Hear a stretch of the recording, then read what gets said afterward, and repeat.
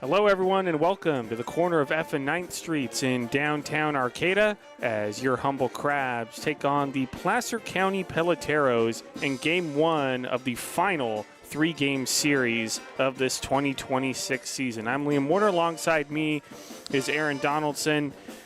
And, unfortunately, the Crabs missed out on the PEL Championship Series, Aaron, but this is a good chance here to leave the 2026 season on a high note. I'm really looking forward to the last three games of baseball. I think one of the byproducts of getting into the PEL would be that we would be playing two games in Healdsburg, and not only would you have to go there, but the Arcata ballpark would be quiet.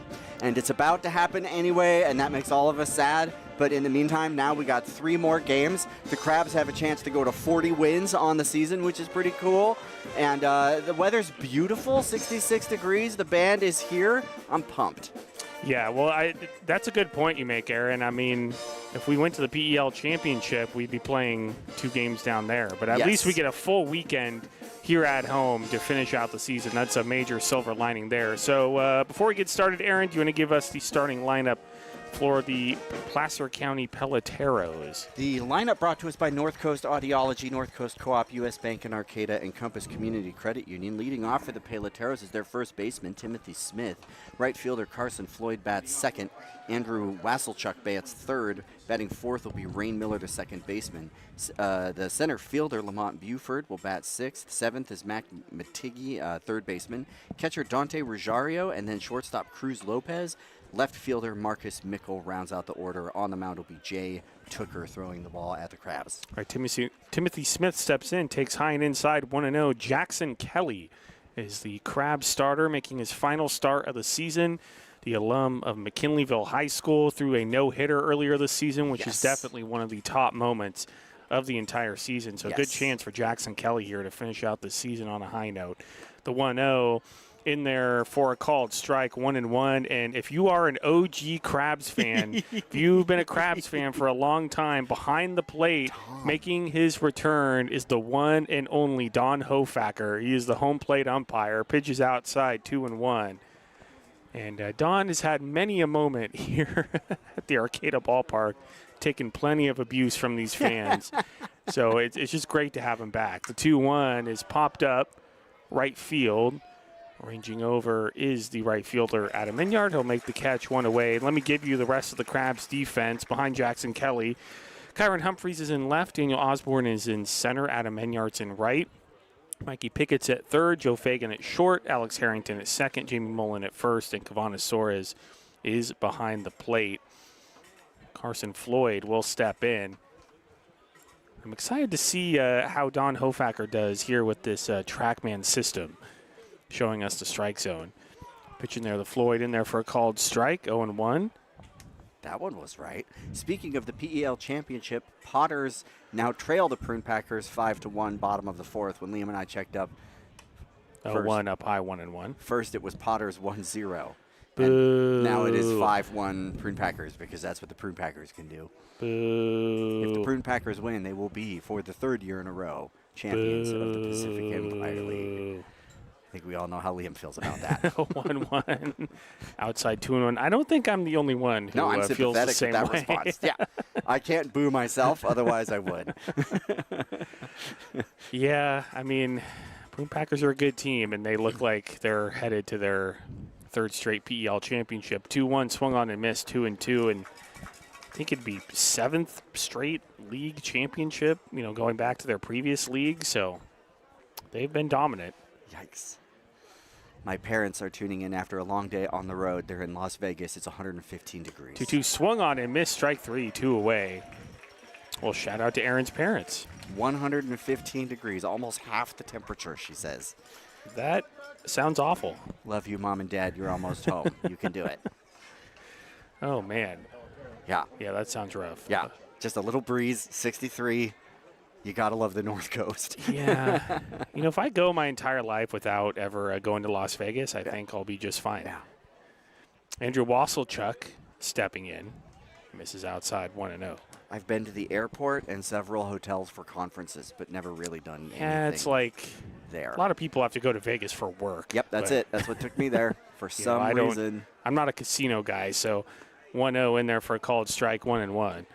Although thankfully most of the debate stuff would be in Reno because that's where UNR is. See, I'd actually like to go to Reno. It's a nice town. Reno seems nice. I've been through Reno on the Amtrak train, but I'd never actually got to step outside and see what it was like. Phil Sharp, longtime debate coach, has won 2 national championships there, which is pretty cool. 1-1 in there for a called strike, 1-2. I'm a big fan of the TV show Reno 911. It is so good. It's a great show. Oh my gosh. We have a great many It is fantastic. Terry jokes at our house. If Kate's listening, Terry. The 1-2, up high 2-2. I was watching that again, and then I realized my son was in the room, and I'm like, this is not a show I can watch. It's not age appropriate for Callum, unfortunately. Yeah, I need to rewatch some. I love how their episodes of guns just 911. randomly go off. In Yeah, that it's show. so great. It's like, oh, no. I love all of it. Judy Weigel, like, come on.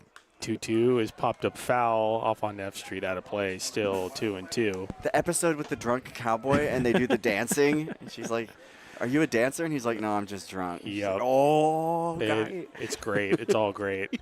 That's why I want to visit Reno. I might do this all night, Liam. You've started the ball rolling. Yeah, last time we were talking about South Park, and that's Reno 911, Yeah. the 2-2. Brandon and I started on outside, Monty 3-2. Python. Yeah. Sorry. Well, if the game gets bad enough, I mean, we might we have be lots of talking places about TV shows. to go. But hopefully it doesn't get to that. Canadian or otherwise, Yeah. probably. Yes. Yeah. Good stuff. 3-2 to Wasselchuk.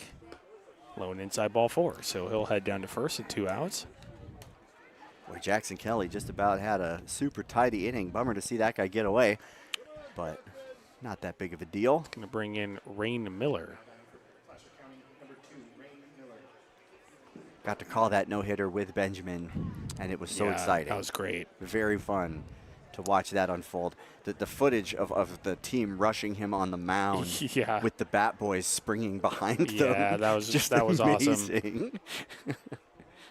Pitch to Rain Miller, foul back to the screen, 0-1. That was July the 15th, if anyone wants to roll back the footage. It is a doubleheader. It was and game was 2, the I second believe. game Yeah. of the doubleheader. Yeah. What a great way to end a long and, like, otherwise still really delightful game of, like, day of baseball. Yeah, it's cool because I kind of know Jackson Kelly's family. I've mentioned this before, that Neat. him and my brother played travel ball together. Well, that's so a it little was cool to congratulate the Kelly family after the game and see how happy Jackson was. 0-1, Mrs. Lowe 1-1. That's the kind of story that you just keep in your pocket your whole life. Yeah, That's pretty cool. Really incredible. It's still a trip for me to see Jackson out on the mound and throwing a no-hitter. I remember watching him when he was 10. So, Very cool. Crabs baseball, ladies and gentlemen. 1-1 outside, 2-1. Yeah, definitely one of the top moments of the season so far. I mean, it's up there. Might be number 1. By no means a double hitter, but I got to throw out first pitch the other day. You did. And see my transition there? And Matt Filar took me the picture, as he does. Great and photos. they're incredible. And he gave me prints tonight. Great and I'm just photos. so grateful. They're so awesome. Matt does an incredible job. They will look so good on the wall.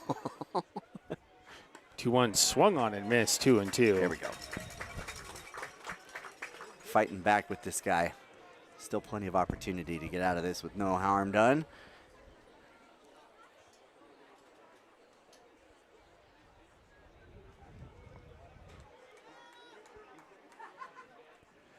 Two, low and inside, gets away from the catcher Soares, and the runner does not go to second. Not sure why. Kind of baffled. Waldichuk just stayed put at first. I think he would have made it pretty easily if he had gone right away. But sometimes, we talk about the short, springy backstop here, but that was like off. Well, at it 7, 8 o'clock. It bounded away, from Soares off towards the Crabs dugout. Yep. And had plenty of time to move up. Might be academic here, unless Kelly can find a strike. 3-2 popped up, left it. side. It's going to be the third baseman in foul territory. Pickett under it to make the catch. And that's going to do it here in the top of the first. Peloteros 0, Crabs coming up in the bottom of the first inning. You're listening to Crabs Baseball, ESPN 107.3 FM.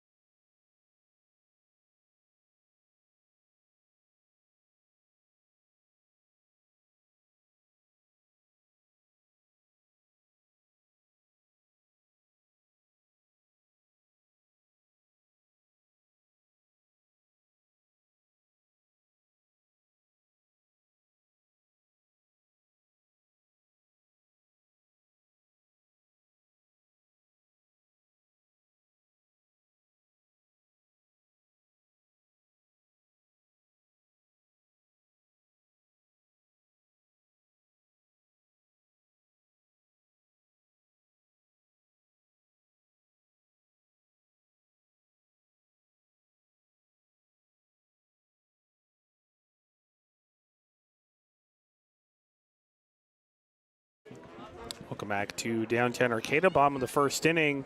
Peloteros 0, Crabs coming up here in the bottom of the first. Starting lineup for your Crabs, leading it off will be Manoah Chapman. Batting second will be Alex Harrington. Batting third will be Kavana Soares. Batting fourth will be Adam Enyart. Batting fifth will be Jamie Mullen. Batting sixth will be Mikey Pickett. Batting seventh will be Joe Fagan. Batting eighth will be Kyron Humphreys. And batting ninth will be Daniel Osborne. Starting pitcher for the Peloteros is number 7, Jay Tooker. And behind him, Marcus Mickles in left, Lamont Buford in center, Carson Floyd in right. Mac McTighe is the third baseman. At short is Cruz Lopez. At second is Rain Miller. At first is Timothy Smith. And behind the dish is Dante Ruggiero. Peloteros unis are great. They got black I love tops with white letters and gray pants, and then their numbers are like bright red on the front. Yeah, I like Little that. pop of red there. The hat just has a white P on there. The jersey says Teros. I like the Teros on the front. Loving I think so that's a good many touch. things about these unis. Crabs, of course, still looking better, though they are wearing the camo tops, white pants, dark blue hat with the C. Yep. Haven't checked in with Brendan Dixon yet, but my guess is he I thinks they think, look better. Yeah, the Crabs probably look better tonight. Inside 1-0 to Manoah Chapman. And that's not an opinion. That's from a journalist. Brendan, yeah. Brendan Dixon, His opinion carries some weight down he there. reports the news. And he will be on the broadcast tomorrow, hopefully Yes. with the Professor Benjamin Schaefer. 1-0, popped up down the right field line. First baseman making his way over. It's out of play. 1-1. The Professor is scheduled to land at the California Redwood Coast Humboldt County Airport around 3 tomorrow. And then if he feels up to it, he will be here on the broadcast with Brandon Dixon. So 1-1, and that hits right off the helmet of Manoah Chapman, and he's waving off the trainer and heading down to first base. Looks to be all right, but 67 miles an hour. 67, that's not good. not too hard. Could but be yeah, worse. All on the helmet's never good. So Manoah Chapman at first to lead off the bottom of the first inning, and now bring in Alex Harrington. As he shakes the catcher and umpire's hand, I'll report that Benjamin has texted me that Yanira, Farron, Elias, and Santiago, the family that he has house swapped with, are here in the ballpark They are tonight. here in the ballpark. That's super cool. Very fun. And in there for a called strike, 0-1. We did send that shout out over to Josh Reed. He'll read that on the PA. So Benjamin, if you're listening, I did not spot you. You owe the Crabs $1. You're in debt. Yeah, and then if you don't pay up until next season, we're going to charge interest on that Right. too. So Yeah. throw it to first, Chapman back in safely. Terms and conditions for those shout outs. You Yep. got to read the fine print, Yep. man. Got to So, pay up, Benjamin. Yeah. Bring 4 quarters. I mean, if you or crispy. if you come George tomorrow with the Washington. dollar, then we're all good. We're all good. Yeah, no, can't pay in pesos either. The No, 0-1, high and inside, 1-1.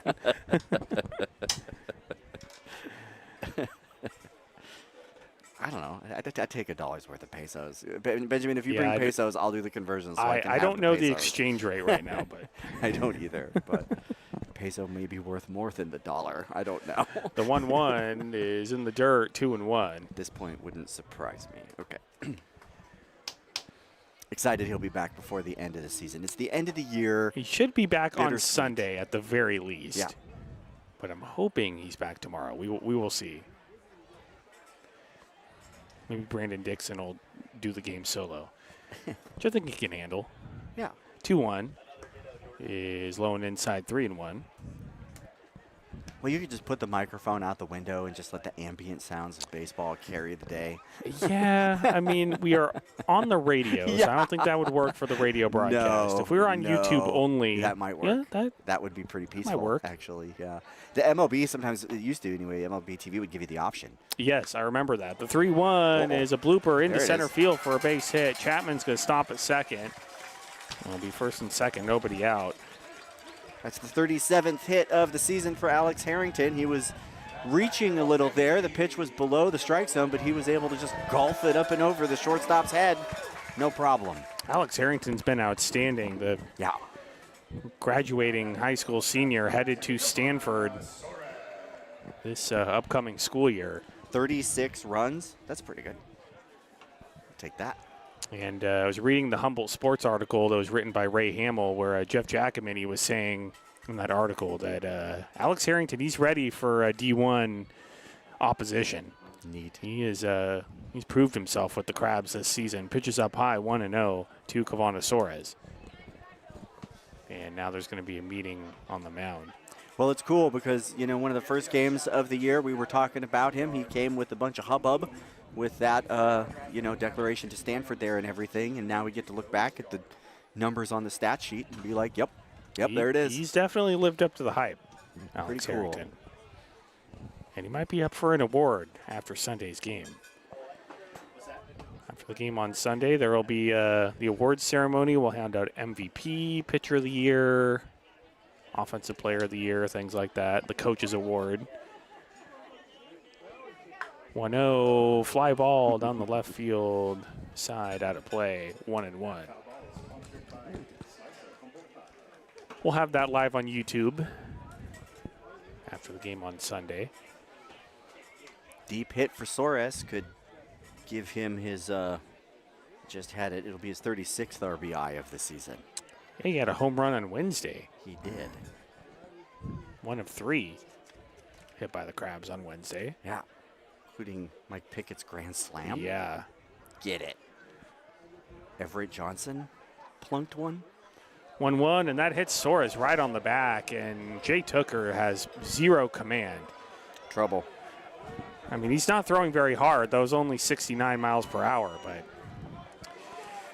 there's zero control at the moment. And that's going to load up the bases with nobody out, and that's going to bring in Adam Enyart. And if these are Enyart's last few games in a Crabs uniform, I mean, what a player he's been. What a fan favorite Adam Enyart's been. Yep, it's one of the names I'm going to miss seeing on the roster the most because last year and this year, he's just been so consistent on offense, so consistent on defense, very effective pitcher at times. Great to have him. And a ground ball up the middle, and it passed the second baseman into center field for a base hit, just totally missed it. Coming around third, coming in to score is Harrington. Chapman scores as well, and it's 2-0 Crabs. So probably going to call that that is a hit. Okay, well, the second baseman definitely had a shot at it, but the bounce just kind of took it over his glove, and that was enough to plate both of those. 2-0, go Crabs, go. Yeah, Ray Miller just completely missed it. And can't really give an error if the fielder just didn't touch it at all. Jamie Mullen steps in, swung on and missed, 0-1. That was my question.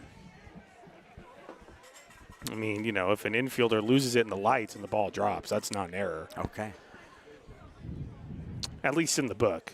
Right. It's not an error in the book. There's Sometimes a difference in baseball between errors and mistakes. The book doesn't always tell the full story, does it? That play by Ray Miller was a mistake. It is technically not an error. The 0-1, and that hits Mullen right on the back. And, man, well, I've been Tooker looking over just there to has see if someone was moving in the zero bullpen. command. And so far, it doesn't look like anybody's moving. They better get somebody started because this is getting out of hand. Again, he hasn't really thrown higher than 75, but still not great to be hitting a bunch of guys. He hit Manoah Chapman in the helmet, and he was fine, but still not good to see. So Well, that's bases the thing. loaded, These guys nobody got, out. you know, it's like the season isn't over for them. They're going to take a couple weeks, and then they're going to go play baseball and college. And, you know, it's like you don't want to see that. Yeah, pitch to Pickett misses up high, 1-0. We were talking about the book not telling the full score the other night when Kyron Humphreys made that amazing catch in the outfield, and in the book it just says P9. It's like 1-0, foul back to the screen, and it's 1-1. But he earned that, man. Like, yeah, I mean, that was an incredible play. I put a little exclamation point in my book. 1-1, grounded, fouled on the third base line, 1-2. Crabs at 2 runs already here in the bottom of the first. And mostly because Jay Tooker just has not had any command so far. He's hit several batters. 1-2, and he hits another one. This is not good. They need to take him out of the game. Yeah, I feel Pickett like just got hit on the hand. He's in some pain. I mean, we can't be having this. no. The catcher's going out there to talk. I thought that the ump might be heading that way. I'm watching the bullpen, and there might be someone. No, they're just going to go sit in that chair, I think. Yeah, there's maybe some stirring in the bullpen, but nobody's up and throwing yet. Nope, they're all just sitting down over there. Nobody out. All right, so Jay Tooker is going to remain in this game. And, Aaron, later on, we might be talking about TV shows. I was going to say. This game is going. This might be a long one. Strap in. Television trivia here. And Mrs. Lowe to Fagan, 1-0. That was a perfect pitch right on the corner, according to TrackMan. But yeah, we might need several rounds of true or false crab tonight. Yeah. The 1-0 is fly ball off onto F Street out of play, 1-1. Well, I thought the catch for tonight was the last one, but now that it turns out I might be back on Sunday. You're going to be back on Sunday. I need two more. Yeah, you need to prepare another one. There's a crab in there right now. I haven't looked yet to see what it is, but we'll find out later. 1-1, ground ball up the middle, picked up by the second baseman, flips the shortstop for one, on to first, not in time. And coming in to score is Enyard, and the Crabs lead it 4-0 on the fielder's choice. So they had an opportunity there to turn two, but Fagan was able to beat that out. It was at least I think Pickett's still standing at second base.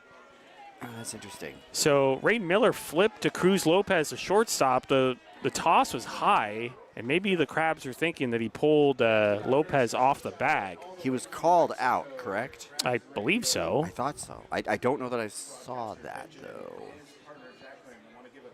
So Jacko's out there trying to sort this out. So we'll just see. I mean, it's a fielder's choice either way.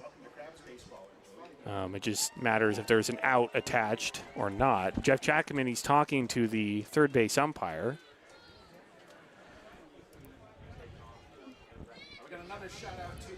And, okay, so Pickett is leaving. So that is a force out at second base.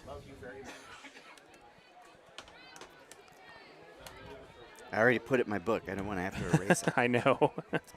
Listen, I like the Crabs as much as anybody, but I was kind of pulling for the Teros there. Like, this has been a tough first inning, and it was like, you want to see him turn one of those around. We want to see a competitive game here. Kyron Humphrey stepping in. And high and outside, 1-0. 4 runs in here in the bottom of the first. Crabs have runners at first and third with 1 out. Crabs lead 4-0. This is officially breaking news from Brendan Dixon. Crabs do look better. It's not even close.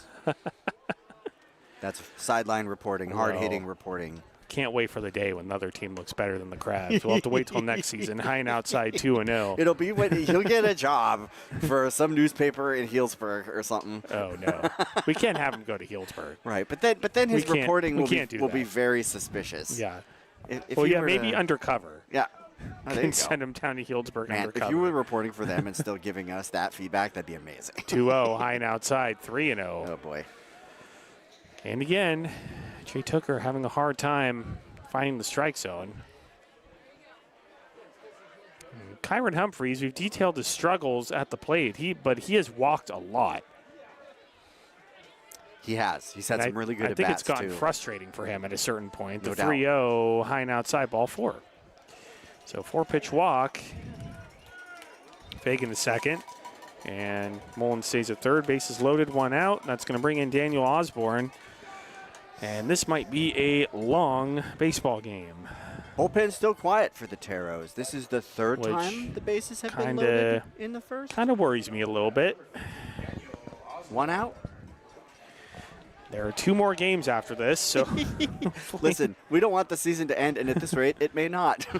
Pitch to Osborne inside 1-0. You have to keep in mind the Placer County Peloteros last season handed Robin Guyver a loss in his final game as Crabs manager. That's brutal. That's kind of the one thing I'll always remember about the Peloteros. The 1-0, low and outside 2-0. Although at that time we didn't know that Guyver was going to step down. Well, And there's really not much you can do to tarnish the old, hey, thanks, I got a 50-50 ticket from Josh. Guyver put so many wins on the board for the Crabs. Yeah, it's just one game, but 2-0 is not how you out of play, 2-1. If Osborne gets on, then the Crabs would have batted or walked around. Yep. Unless there's a double play here, the Crabs will bat around. Fagan hit. 2-1 over the head of the catcher and to the backstop. Bounces back quickly, 3-1. Man, this is not good. This is not good. Not good. I don't know if I've seen a pitcher struggle this much with command, and at least as a starter in a very long time. Just nothing in the bullpen. They're like, you are on your own. Yeah, I'm pretty concerned. 3-1, high and inside, ball 4. It's 5-0 Crabs. Oh boy. So they've walked around here in the first. And there's a crooked number on the board as a result. Go Crabs, go. Bases remain loaded with 1 out. Like, you know, taking walks, that's pretty cool. That shows the batters have a good eye and everything, but 3 hit by pitch. An error, the shortstop error, that could have been an out.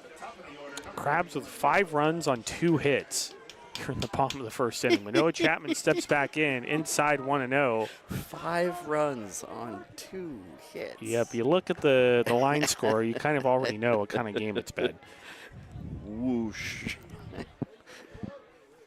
1-0, foul back to the screen, 1-1. Chapman, to start the bottom of the first inning, was hit on the back of the helmet, only with a 67-mile-per-hour pitch, but still not good. Not what you want to see, but he's fine, obviously, back in there. So 67's too fast for anything to hit a helmet on my head.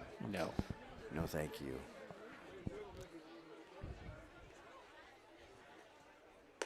One up high, 2-1.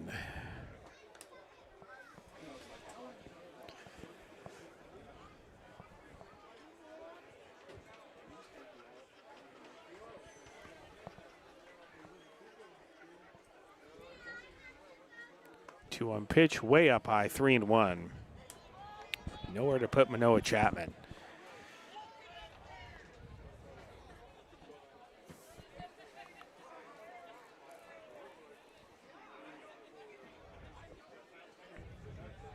Three-one way high and inside, ball 4. Crabs lead 6-0. Waka, waka, waka. I mean, just not even close. Listen, I can't do it, but the hope is if you bring a team to play some baseball, you got a fellow who can get it done, and this guy's just struggling right now. And again, they're just not sending anyone to his aid. Like, yeah, there's just zero movement in the bullpen. Nothing. So Alex Harrington stepping in and misses way outside, 1-0. Hit by pitch, single, walk, error, hit by pitch, single, walk, walk, walk. That's a line. And misses up high, 2-0. Nobody, if Benjamin's not watching this game, nobody tell him about this, all right? If he was watching, he's not anymore. He's not going to show up tomorrow if he... Yeah. 2-0. Oh, my God. Way high and inside, 3-0. I mean, at what point are they going to bring in another pitcher? A point where the umpire just is like, you can't keep hitting the other team with the baseball? 3-0, swung on and missed, 3-1. I mean, at this point, if you're the Crabs, you just start swinging to get out of it, right? Like, yeesh.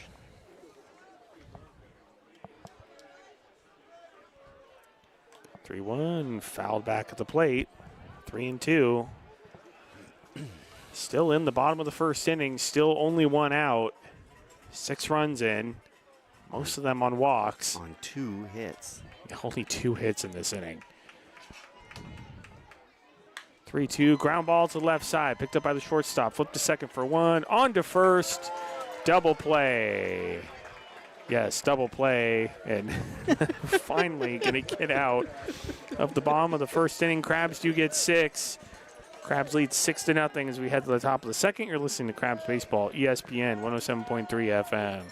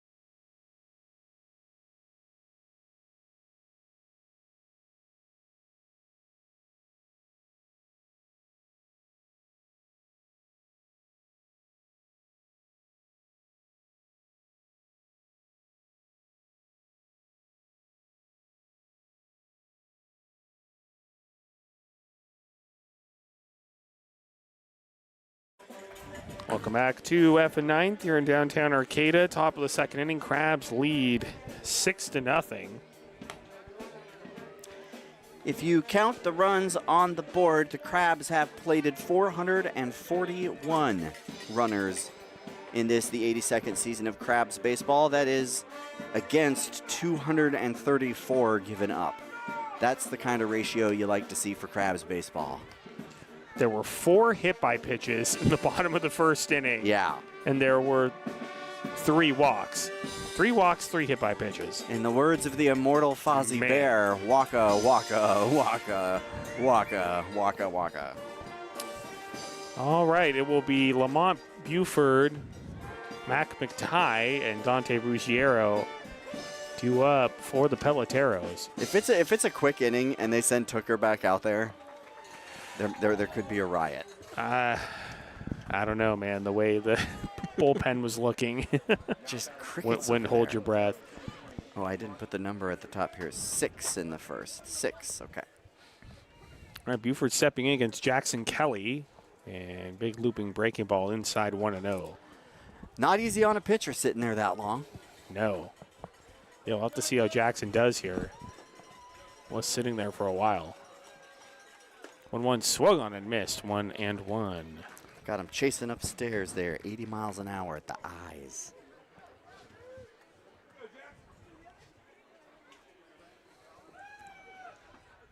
One misses outside. 2-1.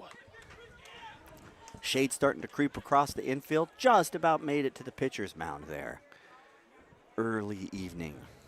Nice day today. Beautiful day. 2-1. Just fouled off the plate 2-2. Wednesday was very overcast and gray until the game started. It lightened up a bit, but today it's been sunny. Mostly sunny, few clouds, but pretty cool temperatures. Not too warm. It's really not bad at all.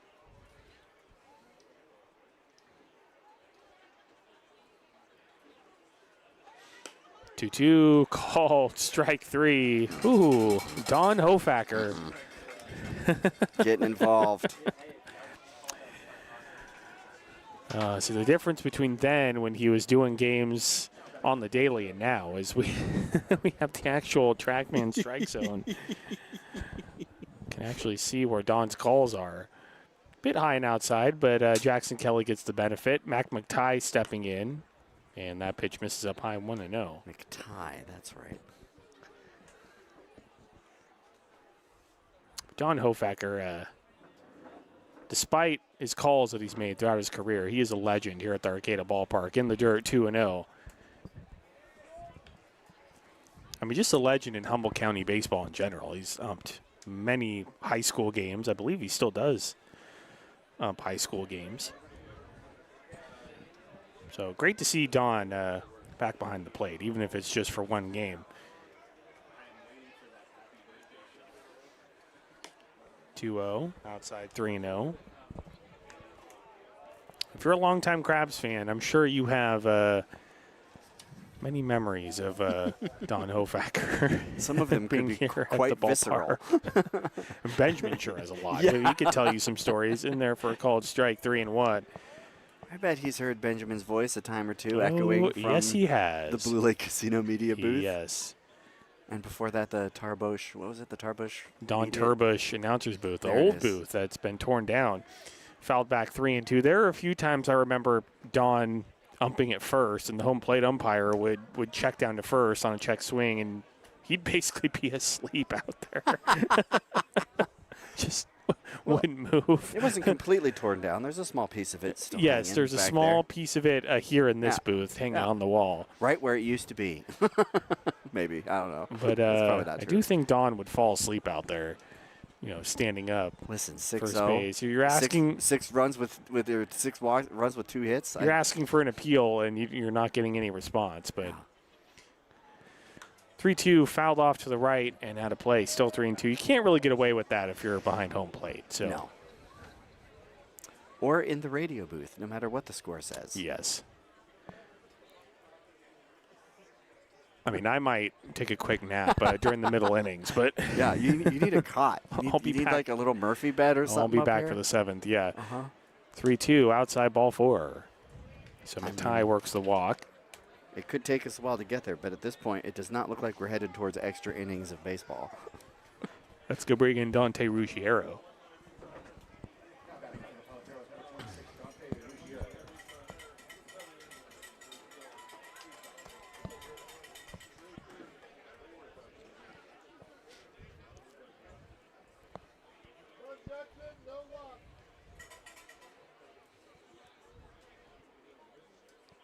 Ruggiero outside 1-0. Top of 7, Prune Packers 7, Potters 1. Yeah, looks like the Prune Packers are winning another title. On their way. I'm glad I am not there to witness it this time. That's what I'm happy about. You'd rather be watching 6 runs on 2 hits? Actually, yeah. Yeah. It's all about the comparative. I would Liam, rather watch this. we learned watch this in the Prune debate. Packers win another championship, the 1-0. I don't have to tell you this is good. I just have to tell you that it's better than the alternative. I'm outside 2-0, yes. Welcome to Debate 101. Yes. There's always something worse, right? Yes, this is something debate teaches us, and then it teaches us to conjure the worser thing in our heads. 2-0 fly ball down the left field line, and it will make its way out of play onto the freeway. Wow, a long foul ball from Ruggiero. Made it all the way across the freeway. 101 south, bouncing across the freeway. So just a long strike, 2-1 now to Ruggiero. 2-1 pitch is a ground ball to the left side. Diving attempt, but off the glove of Pickett. It bounds away from him for a second, but that's going to be a 1-out single for Ruggiero. Tough break for Pickett. He made a pretty good stab at it, just kind of poked off the tip of his glove there. So yeah, that would have been a really tough play. Yeah. And had to dive for it. he still would have had to get up and make the throw, which would not have been easy. Spectacular if we would have made that play. So first and second, 1 out for the Peloteros. That's going to bring in Cruz Lopez. Padres up 2 on the Giants right behind Liam. Well, I got to watch the Giants win last night. Yeah, So but wait, was it another? No, it was one before that was a blowout. yes, it was. I think it was on Wednesday. Lowered outside 1-0. It's against the Brewers. That was a day game. But yeah, I got to watch the Giants win last night, so it's always good.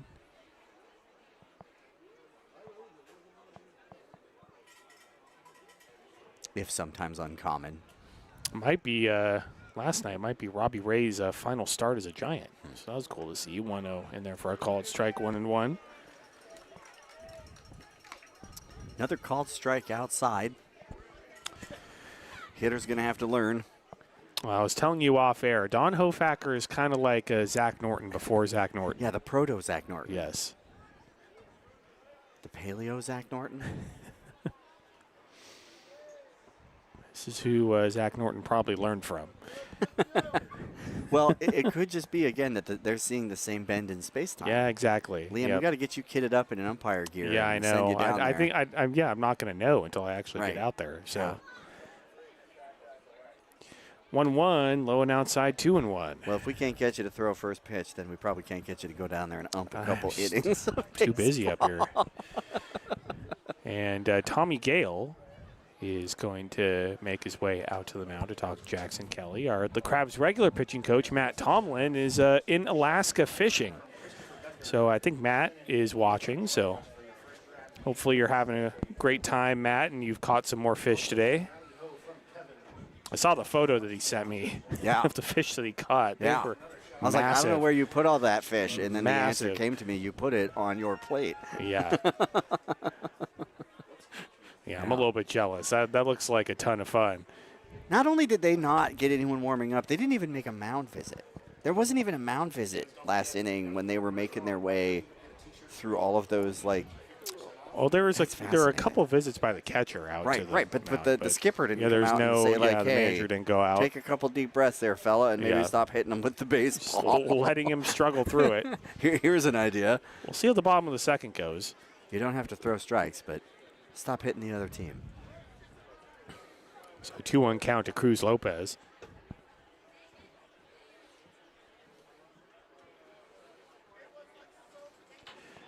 Two-one in the dirt, 3-1. You know what we need to see after the bottom of the first inning? Is Yeah, a couple more walks walks and deep counts. Yeah, a couple deep counts, a couple walks. The only quick inning so far has been the top of the first. Brendan would say 1 pitch away here. That's right. Double play baseball, no problem. I have a lot more faith in Jackson Kelly than Right. their starter at the moment. Yes. The 3-1 is outside ball 4. So Lopez works the walk. That's going to load him up with 1 out.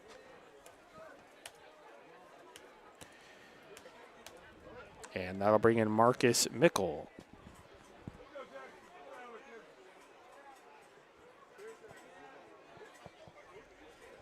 Tough spot for Kelly, but still just 1 pitch away. Well, you were mentioning it, Aaron. I mean, Jackson was sitting around for a long time at the bottom of the first, so this might be a product of that. I think that would be one of the more difficult things, having never had to try to be a pitcher. That would just sit there. Because you're used to a rhythm. Yep.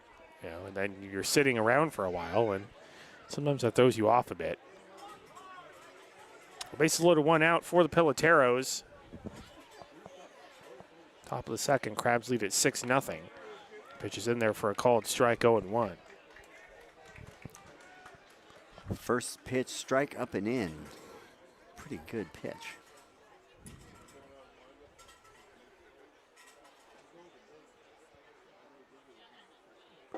0-1 pitch, ground ball to left side. Picked up by the shortstop. It hits off of his glove and bounds into left field. 1 run's going to score. 2 runs are going to score. It's 6-2 off of the error by Joe Fagan. Well, it was a tough error. He definitely had a play on that ball and just lost track of it at the last minute. And with the bases in the situation that they were in, which is loaded, that's going to cost you. The good news is the Crabs have a cushion. So that makes it first and second with still only 1 out here in the top of the second inning. And that's going to bring in the top of the order in Timothy Smith. And the one issue the Crabs have had this season has been errors. Just a lot of errors in general this season. Mr. Smith is a fly ball out to right center field, and the center fielder Osborne comes in and makes the catch. Runners hold 2 away. Now you got me wondering how many errors.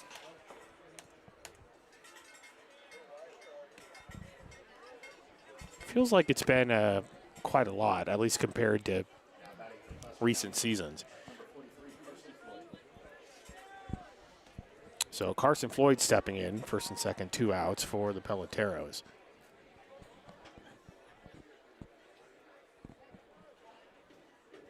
$78 errors. Blown inside 1-0.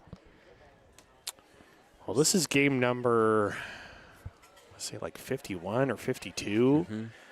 So 78 errors in 50 games is a lot. 11 to Jamie Mullen, 15 to Joe Fagan. That's third base and shortstop for you. Like those are. Yeah, I mean those are you're getting a high volume of baseballs, obviously. Yeah. 1-0's outside, 2-0, so you have to factor that in. That's my note. The hot corner and short. That's where the ball goes more often than not.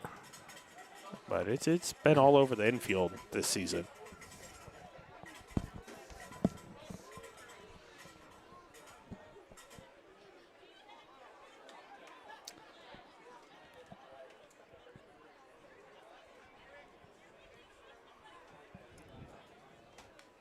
Fouled straight back, and it's 2-1.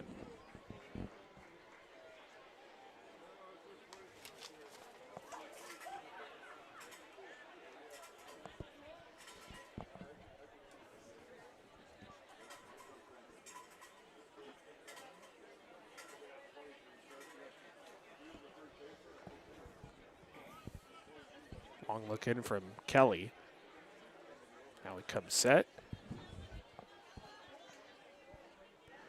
2-1 pitch.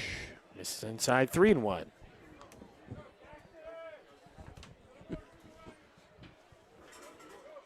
$45 pitches for Kelly already. It's been a long inning here. He's had to work hard.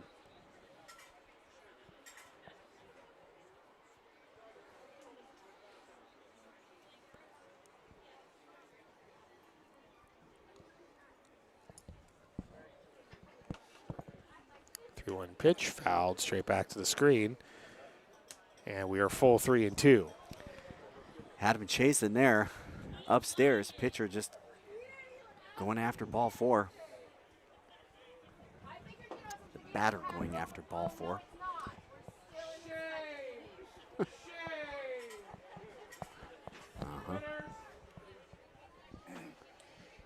Drama here in front of us. 3-2 is off the hands and fouled off. Ooh, hit the fence and then went right back into the seating area. Still 3-2. Made it through somehow, huh?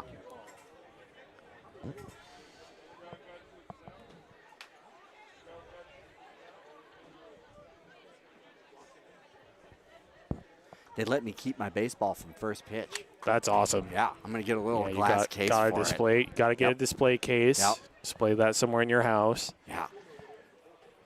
Maybe get Callum to get it signed. The 3-2 is a fly ball down the left field line. Just foul, not by a lot.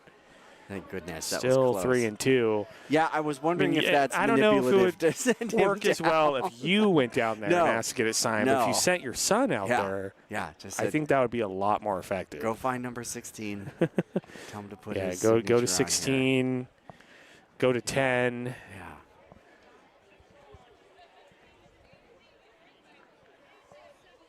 I was a Keenan Morris guy all year last year. He was my favorite Oh, crab. yeah. Though Adam missed that Enyart guy. was amazing.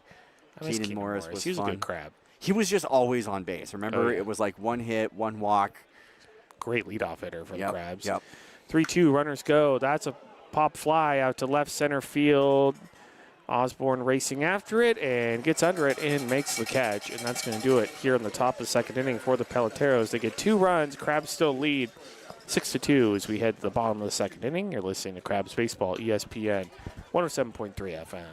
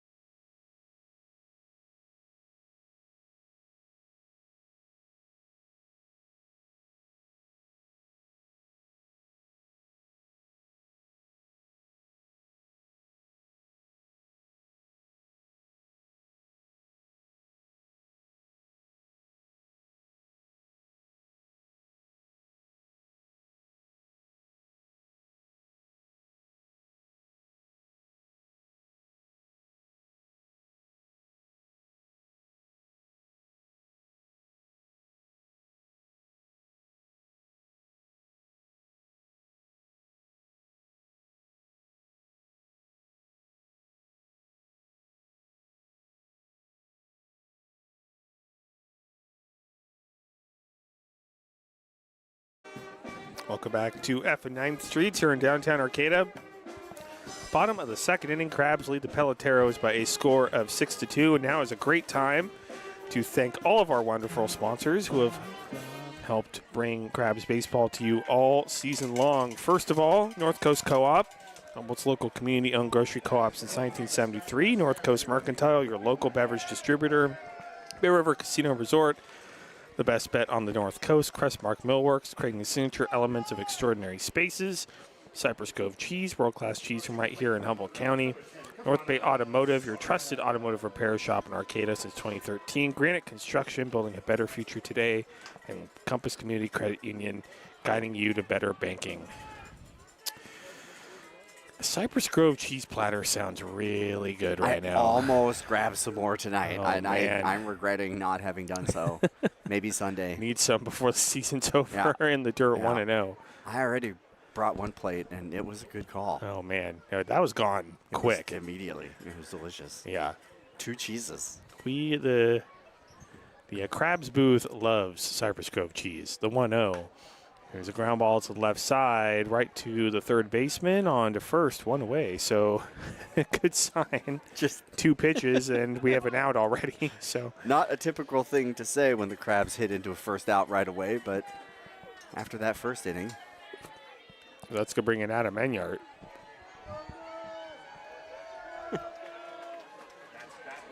Dodgers trail the Red Sox 1-0 top of the Let's go. third.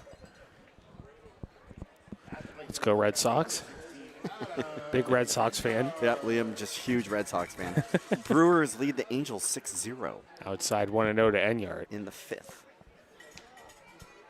And as we said, Padres lead the Giants 3-0, top of the 4th.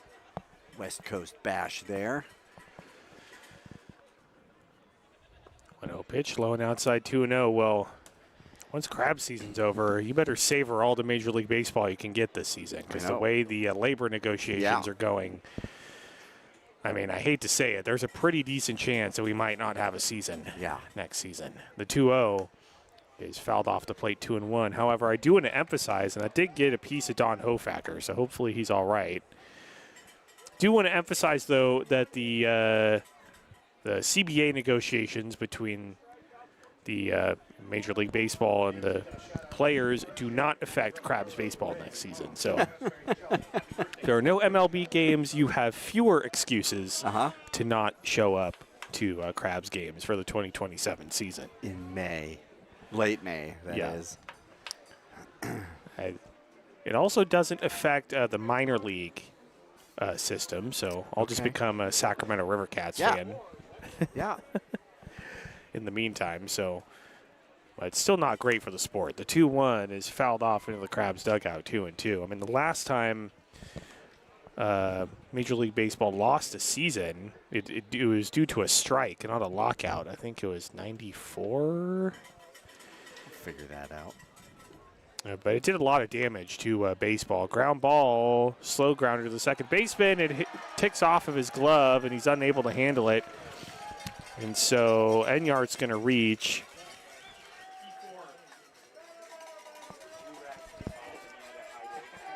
Second reach on error in a row for Enyart.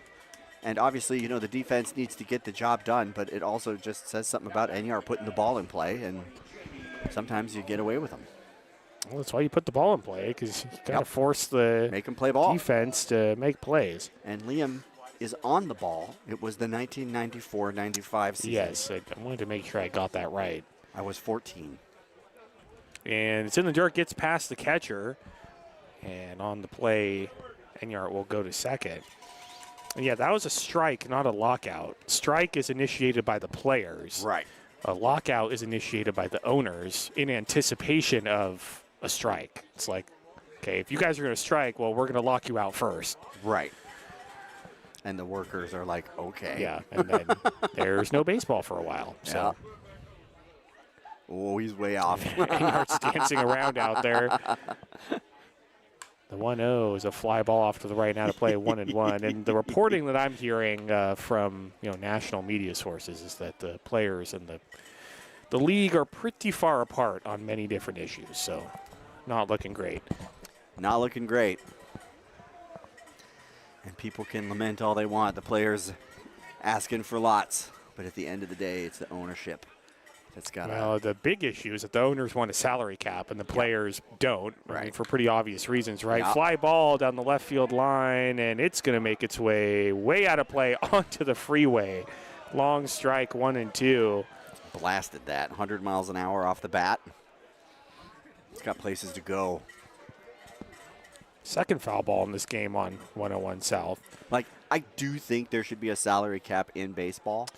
Yeah, it's like obviously players don't. Why the players are like, don't want no. it because they want to make as much money as possible, right? Understandably. Yes. But the spending situation in Major League Baseball, there's just a major difference between the teams who spend a lot and the teams who don't spend a lot in the dirt 2-2. You look at teams like the Dodgers who have $1 billion payroll, and they defer much of that, 10 years down the line. And then you have teams like the Marlins and the A's who don't spend very much. So a lot of things have to be figured out in these labor negotiations. Dodgers spent $752 million. Yeah, that's a lot of money. The 2-2 in the dirt, 3-2. The Chicago White Sox spent $277 million. Yeah. Well, and the other proposal that's being talked about is a salary floor also. Three times less. Forcing the low-spending teams to spend a certain amount. So I don't know very much about league finances and all those rules, but yeah, there's a lot of stuff that needs to be figured out once the last out of the World Series is made, and that's fouled off. Still 3-2. Woof.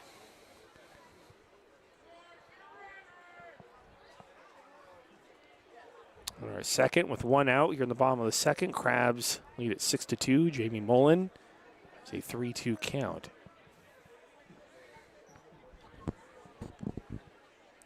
Been a better inning for Took. Bullpen still quiet for the Teros. Enyard still dancing around out there. The 3-2 fouled off again down left field line. Still 3-2. Eighth pitch of the at-bat coming up. Are you surprised Enyard hasn't gone yet? His lead has been huge. Is he just messing with that guy out there? I think he is. Crabs like to steal. I hear Brendan saying don't make the first or the last out at third base, but we've already got one out. Yep. So, like, yeah, I don't know. I don't know if John Bryant wants to be this aggressive up by 4 runs. sure. Although they've been aggressive all year, up by more. They have. 3-2, low and outside ball 4. So great at bat by Jamie Mullen. He heads down to first with one out. And hopefully Jamie Mullen is a guy that we'll see back here next season. He is only a junior, so could see him back. A guy I'd like to see return. Current home run leader for the Crabs, 7 this year. I think he's definitely up for an award. He's going to get something, just a matter of what. Mikey Pickett stepping in.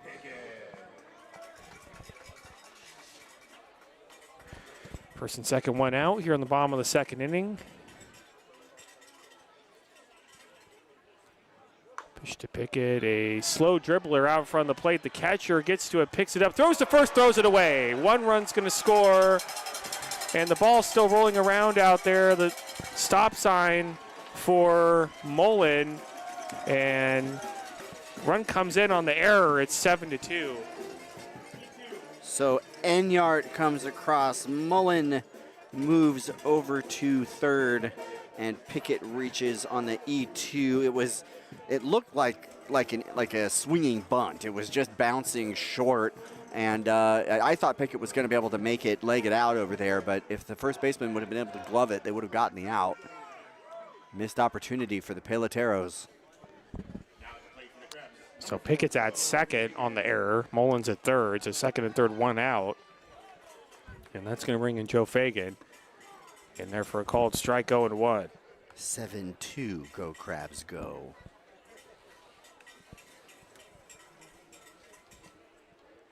Already 3 errors in this game combined. The 0-1 ground ball to the left side, picked up by the third baseman, and time's been called.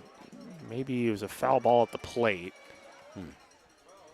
Yeah, I think Fagan hit it off of his foot, so it's 0-2. The third baseman picked it up and looked home, and I was like, he's going to let, and then I looked at first, and there was nobody over there. Well, at first I thought, I was like, where did he go? The third baseman just picked it up. It was like, never mind. But Joe Fagan just disappeared. Obviously, foul ball in the box. So 0-2. 2 pitch in the dirt, and it's 1-2.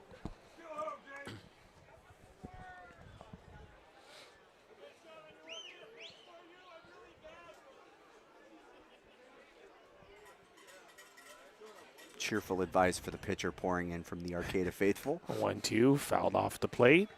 I might take him up on that offer. Still 1-2. I'm going to miss all the heckling over the offseason, man. There was a really just not the same. Great interview that Brendan Dixon put up on his social media, and I think it's going to be on North Coast Journal soon if it's not already. 1-2, ground ball to the left side, foul. He interviews Cavanosaurus, and in that interview, it's just clear how much the fans have meant to him over the years playing for Crabs baseball. And we say it all the time, it is truly one of the better elements of Crabs baseball is just the kind of community base that comes out and the noise they make. I'm going to miss that guy a lot. Cavanosaurus, way outside, 2-2. And I hope that he's able to come back to the ballpark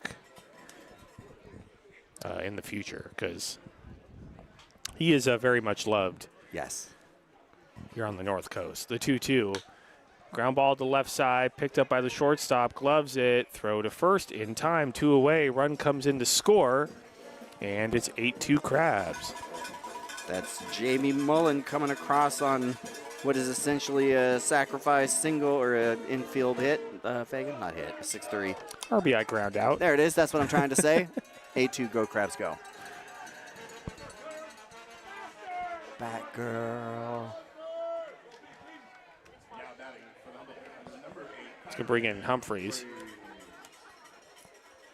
Crabgrass Band has the really quiet Go Crabs Go song for when they like walk in a bunch of runs in a row. I love it Yeah, so it's great. much. They changed the tempo based on, the context of the game, which I think is so awesome. Yeah, it's super cool. Pitches inside 1-0. The Crabgrass Band definitely is aware of what's going on. Uh-huh. It was so quiet. I think just because they're a band, they don't know baseball. That is not true. Yeah. It's one of the things I really like about having them. There's all sorts of musical components that turn up, but they not only have a great repertoire, they speak to the ball game. 1-0 inside 2-0. Well, if you miss the Crabgrass Band, many of the members of the Crabgrass Band are also in the Marching Lumberjacks. If you come to go to some Cal Poly Humboldt basketball games. They are so much fun, the Marching Lumberjacks. Oh my God. They will be there. It's always a good time. 2-0 is popped up behind home plate and out of play. 2-1. But no. Nope. Won't hit on top of the booth. I always try to find them at the beginning of every year when we get our debate stickers because they slap them on their helmets. That's good PR. Yeah, Cal Poly Humboldt basketball games are really fun. Very fun. They're awesome to go to. Yeah. So for all those games, I'm usually where Elliot's sitting right now in the Humboldt Hill studio. I run the board for JB Mathers. 2-1, fly ball out to center field. Center fielder going back, looking up, that's gone! Kyron Humphreys, 2-run shot, he's finally done it. And the Crabs lead it 10-2. The Crabs dugout explodes. And this is what we've been waiting for all season, for Kyron Humphreys to run into one. Good for him. 103 miles an hour off the bat, 387 feet. We've said it for several games. Oh, my God. Big hug from Adam Enyard. His teammates are so happy for him. Teammates are pumped. He's got a big smile on his face. Oh, my God. Tough statistical season for Kyron Humphreys. He's had great at-bats. He's played some great defense. It's just not worked out for him in the hits category, and we've said all season that we know he can do it, and he showed everybody right there. You know what? That goes on the list of top moments of the season. Yeah, that was a masher. That is Kyron Humphreys. We've detailed his offensive struggles, and he just felt like he was due at some point. He was going to run into one, and right there, fly ball out to right center field, over the fence. He finally does it. 2-run shot. It was 3 nights ago where he was walking and legitimately frustrated that he could not swing the bat. I know. Osborne stepping in inside 1-0. It's just so good to see him put a charge into one after all that. And Kyron Humphreys, with his offensive struggles, when other guys on the team have hit a home run, he's always first out of the dugout to give him a high five. And so to finally see him get his is just really, really cool. Inside 2-0 to Daniel Osborne. Fun. Just a great dude. Hopefully we'll see Kyron Humphreys next year. 2-0 outside 3-0. Always a few Crabs that return, if they still have eligibility, of course. So always interested to see who is going to come back on the 2027 team. 3-0 fly ball into right field. That's going to get down for a base hit. And Daniel Osborne, the throw in from right field, and they got him. Wow. What a play from Carson Floyd. I thought it was going to get down for a hit, but Carson Floyd charged it, and a great throw onto first and throws out Daniel Osborne, just your good old 9-3 put out at first base. And that's going to do it for the Crabs here in the bottom of the second. They get 4 more runs, including a 2-run homer from Kyron Humphreys, long overdue. Crabs lead at 10-2 as we head to the top of the third. You're listening to Crabs Baseball, ESPN 107.3 FM.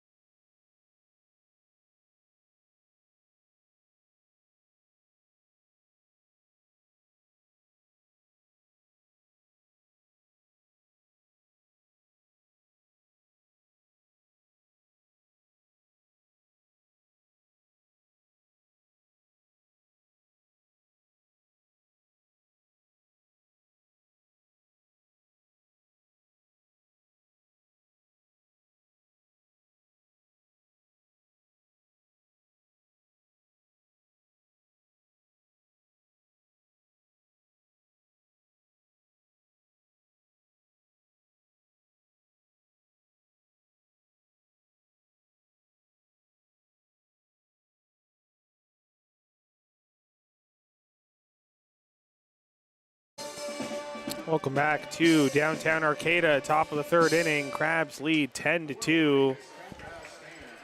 Jackson Kelly out for his third inning of work. He will face 3-4-5, Andrew Wasselchuk, Rain Miller, and Lamont Buford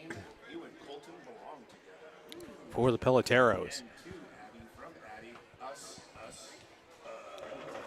6 in the first, 4 in the second for the Crabs. The big difference is that the 4 in the second came from some offense. Yeah, guys swinging the bat.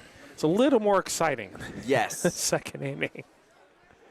Got some big, heavy clouds over the hills out there. They're lit up, but the tops of them are in shade. That's kind of fun.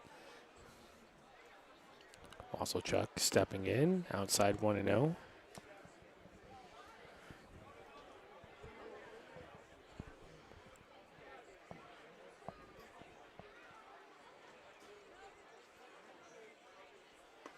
Swing and a miss. 1-1. It's a great pitch from Jackson Kelly there. 78 right on the outer line.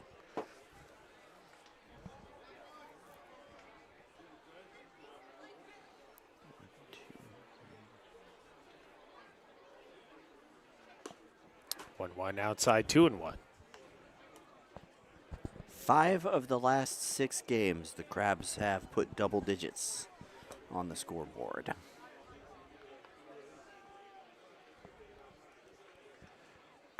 2-1, fouled off the plate, 2-2. Well, the Crabs have done very well this season against these non-league opponents.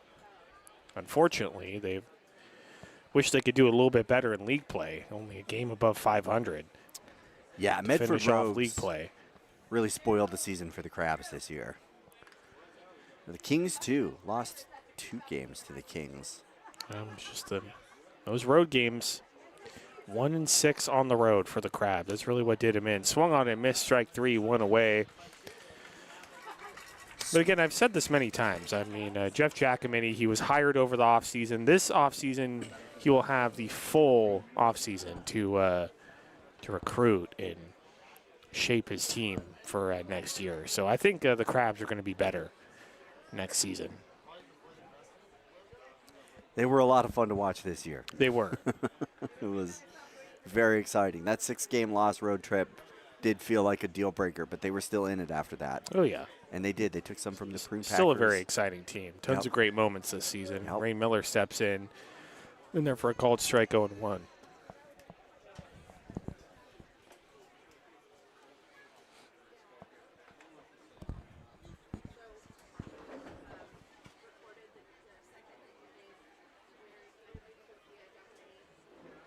A 1 pitch, ground ball to the left side, picked up by Fagan, throwing to first, 2 away. Pretty routine ball by Fagan. Swing at a strike.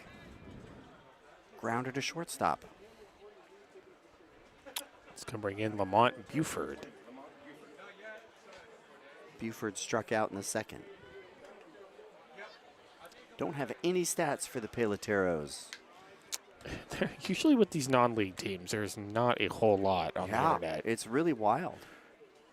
I had to ask their manager for a roster before the game. Up high 1-0. So he handed me a lineup card with only last names. Well, we were saying with the Berkovich honors, we need first names too. They didn't even have a web page. They don't have anything. Yeah, well, yeah, these guys don't either. Yeah. 1-0. Therefore, called strike 1-1.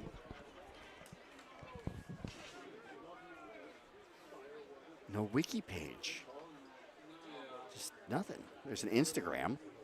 Yeah, they have an Instagram and a Facebook, but it doesn't have the information we need on there. Right. And therefore, called strike 1-2. You can't find like their win-loss record. You can't find anything. Nope. And I get it. It's a lot of data to enter, but It'd be helpful for us. It really would. 1-2 fouled off above the Crabs dugout. Still 1-2. If people lament us talking about television shows, it's because one of the teams just didn't give us any information at all. Well, we're going to do that anyway. It's, but we can blame other people. Yes. Yes, we can always blame other people. We can always blame other people. It's never our fault. Never the 1-2 outside 2-2. Lessons on accountability from the Blue Lake Casino broadcast booth. Always find someone else to blame. You can always blame someone Yeah. else. Oh, dear. I have a PhD in ethics. How's that working out for me? Too. Well, you're not at your regular job right now. Yeah. This This is the off season. I only have to be ethical during the academic school year. You're not a Cal Poly Humboldt debate coach right now. You're just calling summer collegiate baseball. Lesson 2 for ethics. You don't have to do it when you're not at work. Only at work. Fly ball, center field, racing over is the Crab center fielder, but cutting him off is the left fielder Kyron Humphreys, who makes the catch, and that's going to do it. Here in the top of the third, Peloteros they fail to score. It's 10-2 Crabs as we head to the bottom of the third inning. You're listening to Crabs Baseball, ESPN 107.3 FM.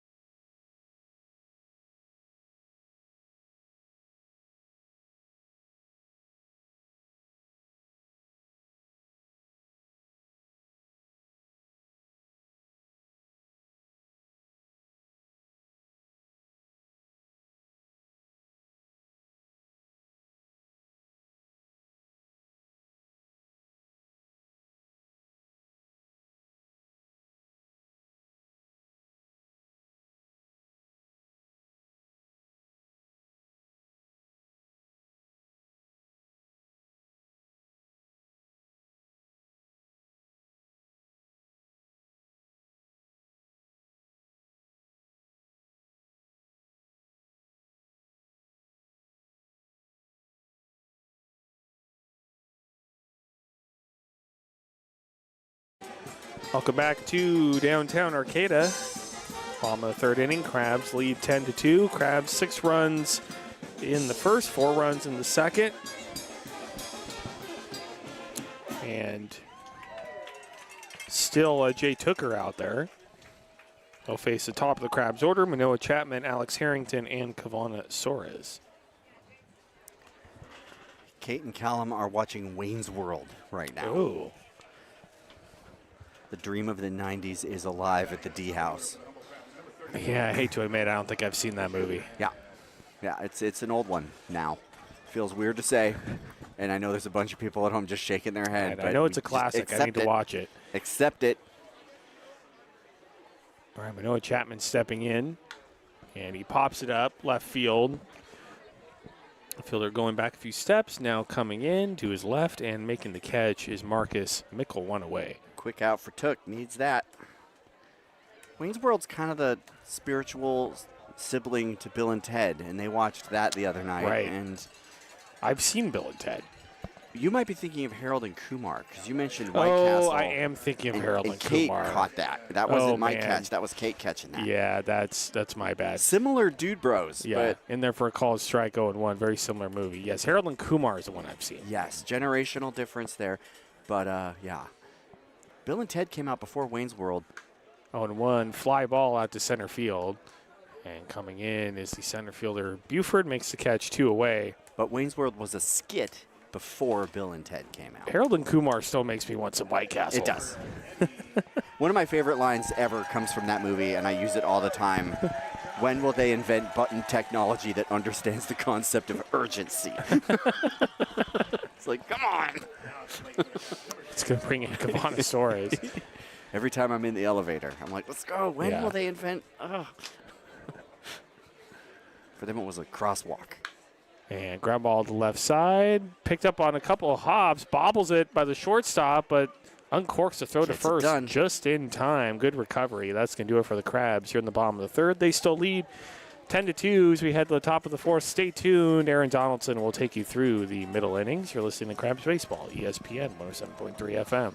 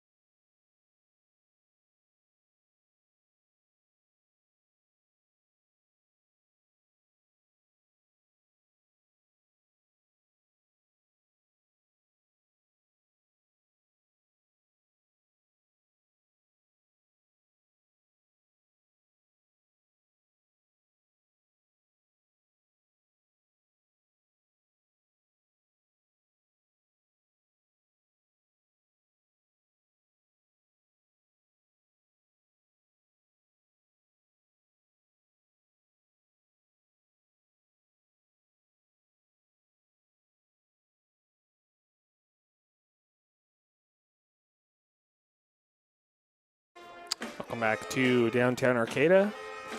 Top of the fourth inning, Crabs lead the Peloteros by a score of 10-2. Jackson Kelly out on the mound for his fourth inning of work. He will face 6, 7, 8, Mac McTighe, Dante Ruggiero, and Cruz Lopez.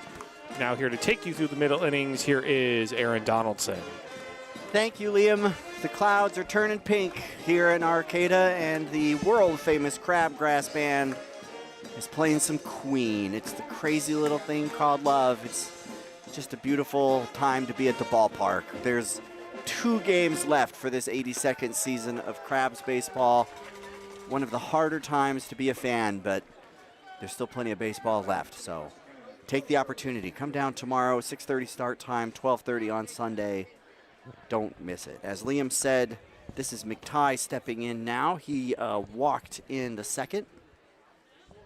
First pitch from Kelly is taken in the dirt, ball 1. It was 6 in the first and 4 in the second for the Crabs, 2 in the second for the Peloteros. They've left Jay Tooker pretty much all on his own. Came up and got Don in the mask. He's taking a moment here. That's the second one he's absorbed tonight. No fun. Yeah, remember Don did one game last year and he got dinged a few times. He only does one game a season and Ugh, no, still gets beat up. One of the reasons they say over and over again when it comes to learning baseball, don't be afraid of the ball, is because there's plenty to be afraid of. Here's the 1-0. That's taking ball 2. You know, it's tough being a catcher or a home plate umpire. Yeah, I wouldn't want to do it. Kind of a brotherhood back there. 2-0. That's taking ball 3. So apparently Wayne's World was finished. Now they're moving on to the new Masters of the Universe, which I have mixed feelings on because I watched He-Man growing up, man, and the new one looks very different. Here's the 3-0. It's taking strike 1. That was on the outside. Technically not a strike, but close enough. Close enough for rock and roll, they say. Here's the 3-1. That swung on strike 2. Took just a little bit off the tip of the bat with that one.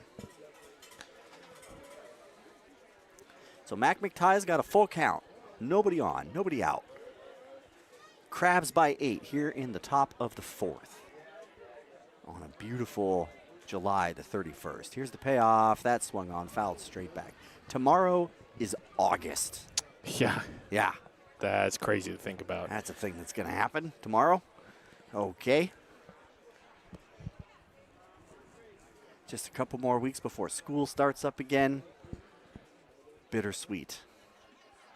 So Kelly's looking in, finally has what he wants. He kicks, left-hander comes home. That swung on and sent out towards left field. And that is Kyron Humphreys out there making a run and coming down with that. 1 out. Good play by Kyron. He had to run a pretty long way. Ran it down very nicely out there. Yeah, we were talking about the plays he's made on defense. Just a spectacular catch in right field a couple nights ago and showing some range there just now. So this is Dante Ruggiero, the catcher. He's singled in the second. Outstanding Italian last name, Ruggiero. Kelly comes home. Swung on and popped up on the infield. The center fielder's charging. The second baseman's over there. He dropped it. Alex Harrington put his glove up. He cut right in front of Daniel Osborne there. And it just came right off of his glove. I'm going to call that a hit. It was kind of in a weird spot. The shortstop, second baseman, and center fielder all had a chance to kind of converge on that ball. So the Peloteros have a runner on first. 1 out. I think it was Harrington. I mean, he had it in his glove, then he had it in his bare hand, and then yeah, it was juggling it and couldn't hold on. Oof, to Lopez man, is Don. swung on, and just again, just ouch. You could really hear that one. Zoinks. Yeah, like I said, Don keeps coming back to do one game, and I think the universe is telling him to hang it up. Well, you talked about the abuse that he gets from the Arcata faithful. Yeah. There's also just that. The baseball. Also the baseball. So 0-1 to Cruz Lopez. Tero's shortstop, left on left. Here's the pitch. That swung on and popped up. The second baseman's ranging over there. Harrington's under it. He grabs that one, 2 away. Pretty routine fly ball there for Harrington. And that brings up the 9-hitter, Marcus Mickle. He reached on an E6 in the second. Kelly's looking to get out of a tidy inning. 4th batter here in the top of the 4th. So Mickle waits. Here's the pitch. That's outside ball 1.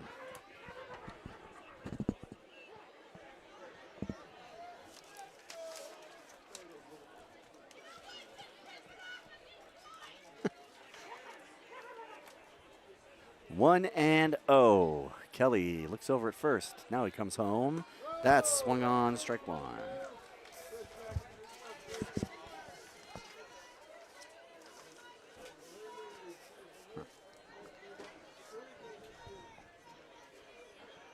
So Mickle steps back in, cycles the bat once, shoulders, and waits on Jackson Kelly. He gets the call he wants from Soros. Looks over to first. Now he delivers. That's swung on. Strike 3. Was that 2? 1 and 2. That was 1 and 2. Boy, they just put that strike on the board pretty quick. Jack Sparks on the ball over there. Or is that... Was Jack. Is that... Okay, it is Jack. Best scoreboard operator in the PEL. Lightning fast. Here's the 1-2. That's taken outside ball 1.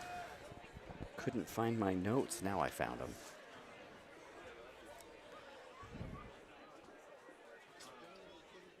Two, runner on first, 2 out. Kelly's at the belt. Here's the pitch. Strikes him out, looking. Charitable strike call from the home plate umpire, but the Crabs will take it. So they leave 1 on to the Peloteros. It is 2 runs on 2 hits and 2 errors for Placer County. 10 runs on 3 hits and 1 error for your Crabs. More Crabs baseball on the other side. This is 107.3 FM.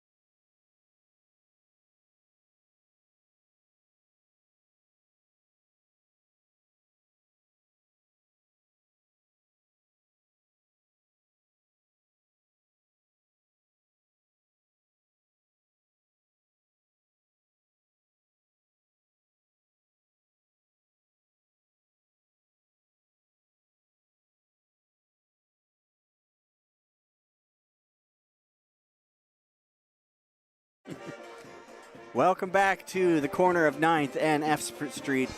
World famous Crabgrass Band now swinging their way through Jolene by Dolly Parton. Dolly Parton, Queen, Chappell Roan. You can't beat it. They come up with new tunes every year. They play some classics and jams. That's still Jay Tooker out there on the mound for the Peloteros. He will face the 4, 5, and 6 hitter. Heart of the order for the Crabs. That's Enyart, Mullen, and Pickett. Enyart's wearing the gloves that Brandon Dixon gave him, I think, last year after he won the team MVP. He was dishing us that info, Dixon was, last time he was up here in the booth with us. Pretty cool. Bright pink, kind of turquoise green. Here's the first pitch towards Enyart. He swings at that, fouls it straight back, 0-1. Enyart, a 361 hitter for the Crabs, 427 on base, 536 slugging. He's got 12 doubles, 42 hits, 6 home runs. Here's the 0-1. Ooh, boy. That was way up and in. 1-1. Tucker had a good couple of innings. Let's not go back to the first. By a couple, you mean innings 2 and 3. Yeah, 2 and 3, a good innings as far as he faced the walking minimum guys. in the third. Yeah, you're right. Like he bounced back a little bit there. He did give up 4 more runs in the second. Right. Here's the 1-1. Enyart swings at that one and towers it out to center field. Center fielder is back, leaping against the wall, and the ball gets away from him. Enyart jogs into second base. That is his 13th double of the season. Yeah, that thing just carried out there over Buford's head. He made a good effort. Looked like it had crashing a into chance. the fence. Definitely looked like it had a chance. 373 feet, according to the TrackMan. It's between 394 and 368 out there. So it gives you an idea of where that center fielder might have ended up against the wall. Jamie Mullen strides in now. He was hit by a pitch and walked. As Brandon Dixon says, it's not a yardie party, it's a yardie kickback. It's a yardie kickback. It's fine. Here's the pitch to Mullen. He takes that, strike 1. Oof. Yeah, still calling him outside.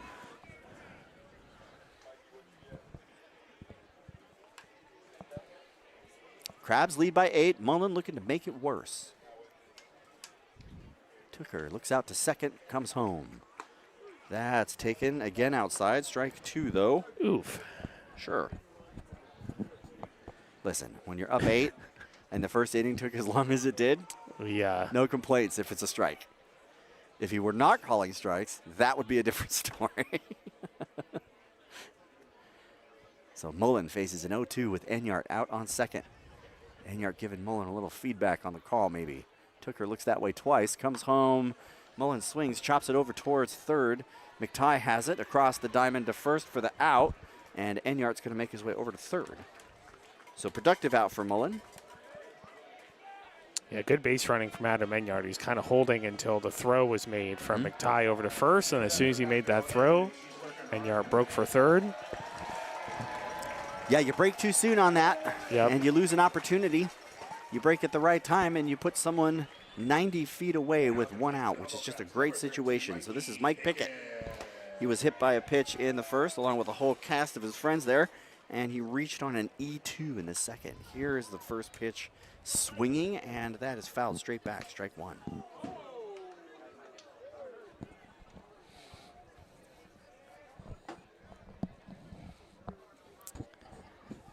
Oh, and 1 now on Mike Pickett.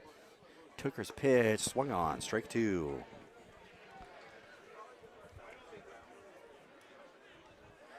Josh Reed, Jackson Sharp, Jack Sparks, Liam Warner, and Aaron Donaldson in the Blue Lake Casino radio booth. Here's the 0-2. Oh. That's taken strike 3. Oh, Don. Aye. See, Aaron, you're getting a little taste of the Don Hofacker experience. That was a strike. See, I've been going to Crabs games practically my whole life, even before I've started working up here, and so I know all about it. First pitch to Fakins, fouled off, 1 away, or 1 strike 1. Yeah, that was. I just wish Benjamin was here. Yeah, I can hear him. He's shouting all the way from Mexico. He's not watching, but if he were. Well, I hope he's not. Yeah, he's. Last night in Mexico, my guess is they're doing other things. Oh boy. Man. That hits Fagan. I think that's hit by pitch number 5 for I'm Jay counting them Tucker. up right now. It is. It's number 5. Not good. It does look like they're going to maybe make a change. We actually have the skipper going out there finally heading out there to talk to his pitcher after he's been plunking Crabs hitters all night long. They do, in fact, have someone out there in the bullpen. He has not made the move yet. They clearly have a lot to talk about. Oh, gives the Crabs fans what they want. And then a big smile to the crowd. Like, he's happy, we're happy. There's only one thing Crabs fans want. And if you've been to a Crabs game, you know exactly what it is. Yeah. So. And when they get what they want, they're happy. And when they don't, they're not. Exactly. It's really very simple. So this brings up Kyron Humphreys. He homered in the second. And he has, it is still Enyart over there on third. And Joe Fagan on first. So great to see Kyron Humphreys finally get into one. Yeah. He takes the first pitch he sees down in the dirt, ball You one. could just see how excited his teammates were Yep. when he finally got it. They were so happy for him.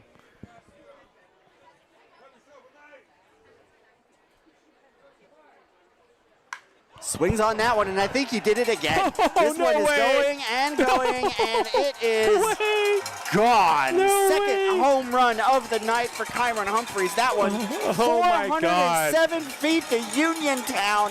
Put 3 more on the board. Go, Crabs, go. Attaboy, Kai. Have a night. Oh, man.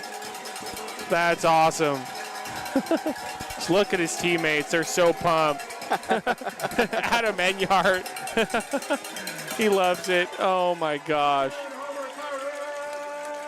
Boy, he did not miss that one. That was a dead center cut That pitch. thing was crushed. And he made him pay for it. And now it does look like we are going to finally have a much overdue pitching change by the Placer County Peloteros.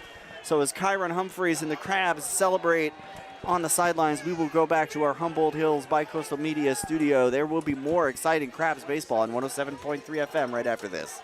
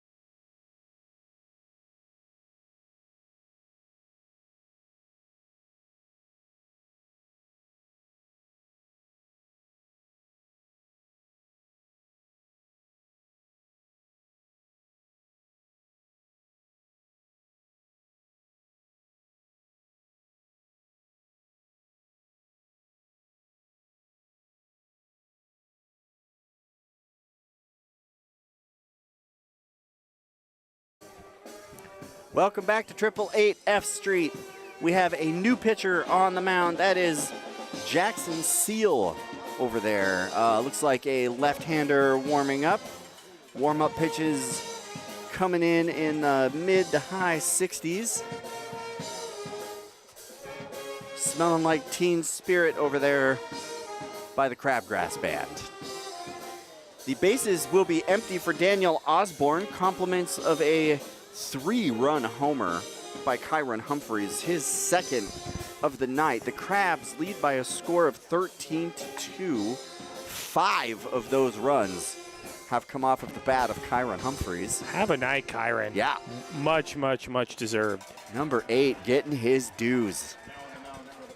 So Humboldt County native Daniel Osborne strides out now. He walked in the first and was out 9-3 in the second. Yeah. 9-3. I jumped the gun a little bit. Thought he had a base hit. Nope. I thought he had a base hit. Carson Floyd said no. You don't not so book fast. 9-3 that often. First pitch taken outside, ball 1. Yeah, I don't think I've written 9-3 in the book yet this year. Could be wrong. It happens every once in a while, but it hasn't happened in a long time, as far as I remember here. 294 hitter, on base is 433. 1-0 is outside, ball 2.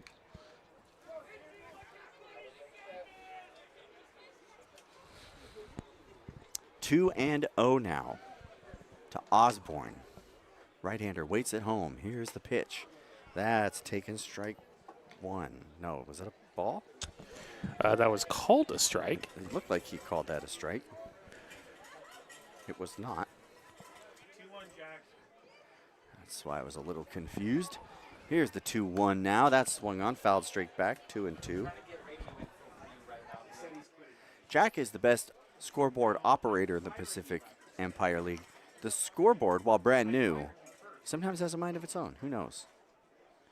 2-2 to Osborne. 2 out, nobody on. Bottom of 4, 13-2 Crabs. That's swung on and sent out towards center. That's going to send Buford drifting over, and he's going to reach up and grab that. and put it away, but not before the Crabs plate 3. 2 runs, 2 hits, 2 errors for the Peloteros. 13 runs on 5 hits and 1 error for your Humboldt Crabs. We'll be back after this on ESPN 107.3 FM.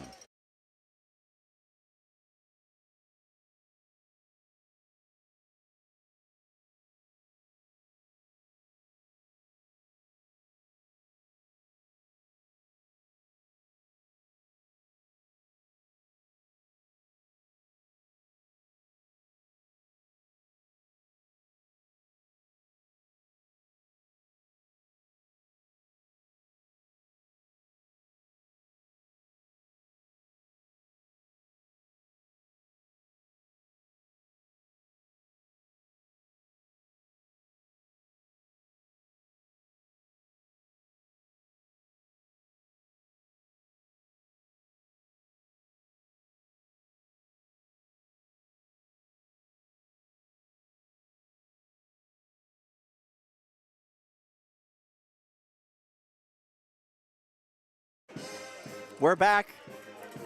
The Arcata Ballpark is alive and bumping on this, the 31st day of July. The Crabs lead the Peloteros by a score of 13-2. We have our first pitching change of the night. Antonio Nordman is out there warming up. The first pitching change of every game is brought to us by the North Coast Co-op, and we'd be remiss if we didn't point out that every home run hit by the Crabs, Harper Motors is going to donate $50 to District 26, so Kyron Humphreys has cost them $100 tonight. Pretty cool.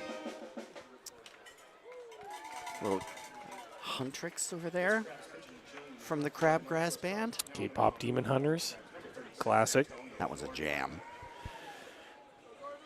So it's going to be Floyd, Wasselchuk, and Miller. That's the 2, 3, and is this the? Nope, it's the one hitter. Timothy Smith, and then Floyd and Wasselchuk. Facing Nordman, the right-hander out there on the mound. He sets. First pitch from Nordman is taken. Ball 1 to Smith. Nordman has an ERA of .87. He's pitched 10 innings, 5 hits in that time, 7 runs, but only one of those is earned. Here's the 1-0. That's inside ball 1. Ball 2. I know Antonio Norman's been good this season, but you look at his numbers. That's think pretty he impressive. was doing that good. I mean, that's pretty impressive. He has been impressive for the Crabs. He's facing a 2-0 here. Here's the pitch. Oh boy, that's way inside ball 3. Nordman coming to the Crabs from West Valley Junior College. He's a freshman from Berkeley, California. Right-hander, 6'3", 215, it says on the roster sheet. So Smith waiting on a 3-0. Here's the pitch. That's a strike.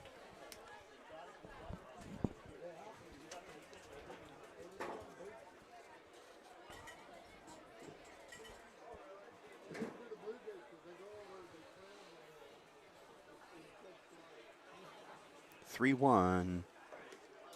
That one's taken inside ball 4. Leadoff walk for the Peloteros. That's going to bring up Carson Floyd, who's 0 for 2 tonight.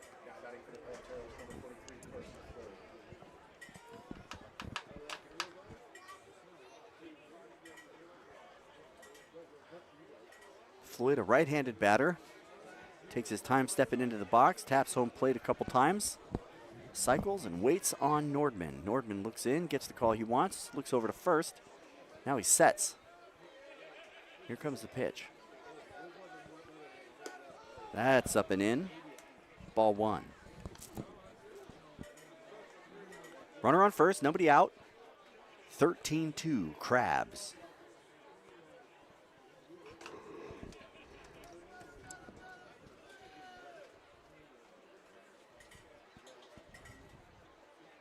Nordman sets, taps his foot a couple times, comes home. That's upstairs, ball 2. So Nordman struggling a little to find the strike zone here. Coming on in relief of Jackson Kelly. Kelly pitched a pretty good game, ran into 2 runs in the second. Otherwise, shut him out. 2-0. Oh, boy. Has to duck out of the way of that one, and the runner's going to go as Cavanosaurus has to collect that behind home plate.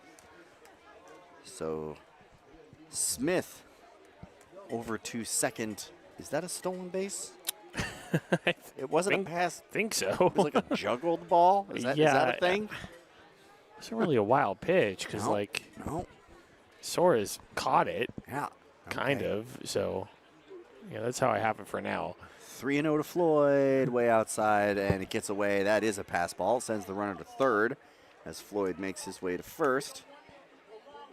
Tough start for Nordman. That's a wild pitch. That's a wild pitch. Yeah, Tommy Gale is going to go out to talk to Antonio Nordman. Well, he does that. We'll take an opportunity to play my new favorite game called Is This a Crab? We all know or should know the difference between true crabs, the wonders of the sea, and false crabs, which are, of course, dastardly imposters. The rules are simple. You can't use any resources besides your knowledge and your guts. I'm going to give you a crab, and you tell me if it's true or false.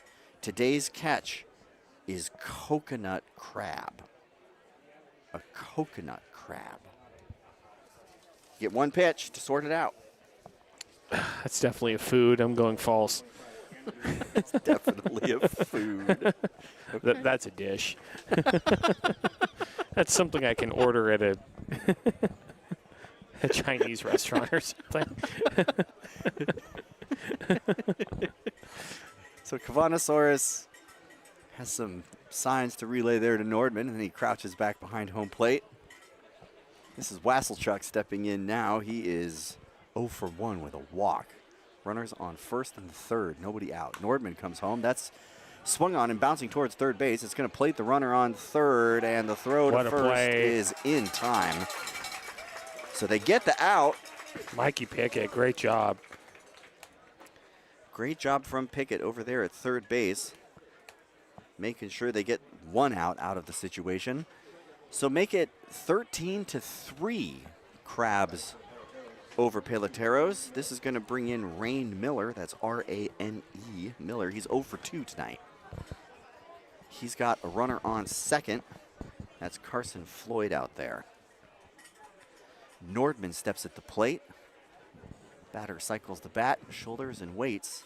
Nordman wants another call from Soares. Now they're on the same page, it looks like. So he sets, checks out to second base. Taps his heel a couple of times. Big breath. Comes home. That's up and in. Ball 1. The coconut crab is a false crab. Let's go. A dastardly imposter. So if you're like Liam and you got that one right, congratulations. See, that just sounds like something that should be on a menu. You know your crabs. Can I get some coconut crab, please? Yeah, get some of that sent up to the booth. That sounds kind of good. Here's the 1-0 now. As Nordman looks out to second. Here's the pitch. That's swung on and hit pretty good out towards right. If it's fair, it's trouble, but it's foul. Ooh, not by a whole lot. Not by much. Just a couple of feet. Long strike. Swinging at an 88-mile-an-hour strike pitch. 96 off the bat. 312 towards the 304 sign. So good thing the sign was that tall, I suppose. So the batter's going to make his way back. The crab from last time was the flame-streaked box crab. See, I got that wrong. That's a true crab right there. We started all of this off with the blue crab, which is also a true crab. So who's feeding you the true or false crab? Like, where are you getting this from? I do my research. Okay, all right. I know how to find facts. This is something right. Well, you are a debate coach. I've learned in debate. Here's the 1-1, and that's taken strike 2. And Callum was like, "Do you know all of the answers to these?" And I was like, "Well, I'm like Alex Trebek. Alex Trebek knows all the answers to the questions simply because he hosts the show." Yeah. Well, when you're in control, you got to know all these things. Yep. Here's the 1-2. That is taken strike 3. Ring him up. Great pitch. That was an outstanding pitch that time. 78 miles an hour right on the inside line. So chalk the first K of the night for Nordman. And now he's going to face Lamont Buford. Buford is 0 for 2 tonight. left-handed batter steps in. The runner still out there at second with 2 out. Nordman looking to keep it to 1 here in the top of the 5th as the Crabs lead by 10. Here's the pitch. That's swung on. Strike 1. Just a great strike there. He punched the last guy out right on the inside line. That was a right-hander. Now he plays the other side of the plate. Same spot. Gets a strike. 0-1 on Buford. Here's the pitch. That's in the dirt. Ball 1.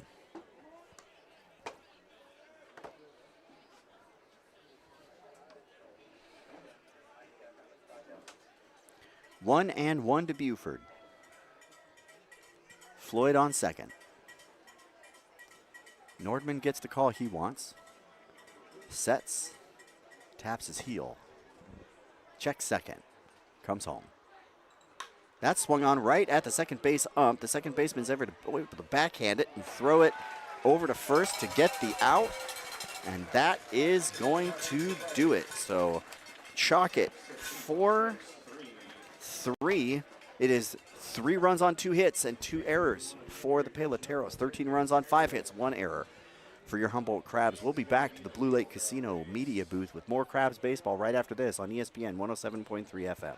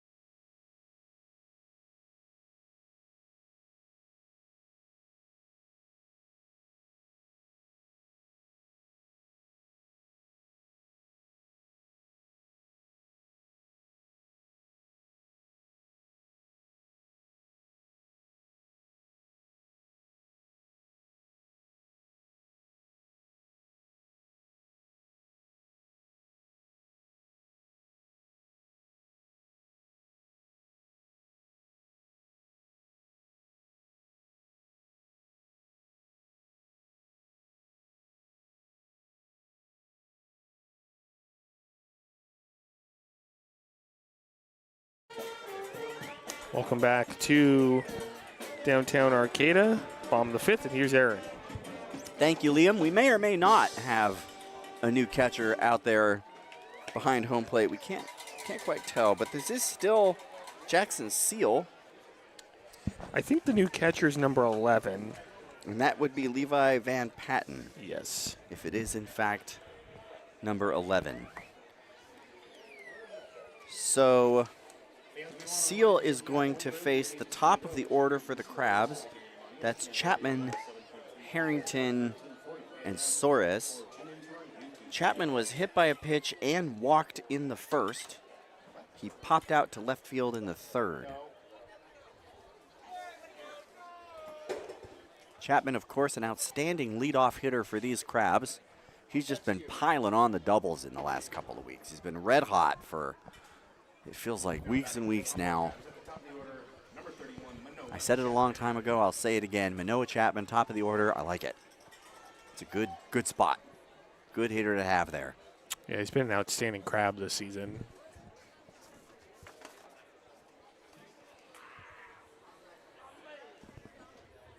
So here's the first pitch to the Crabs' designated hitter. He swings on that and fouls it off towards F Street. Strike 1.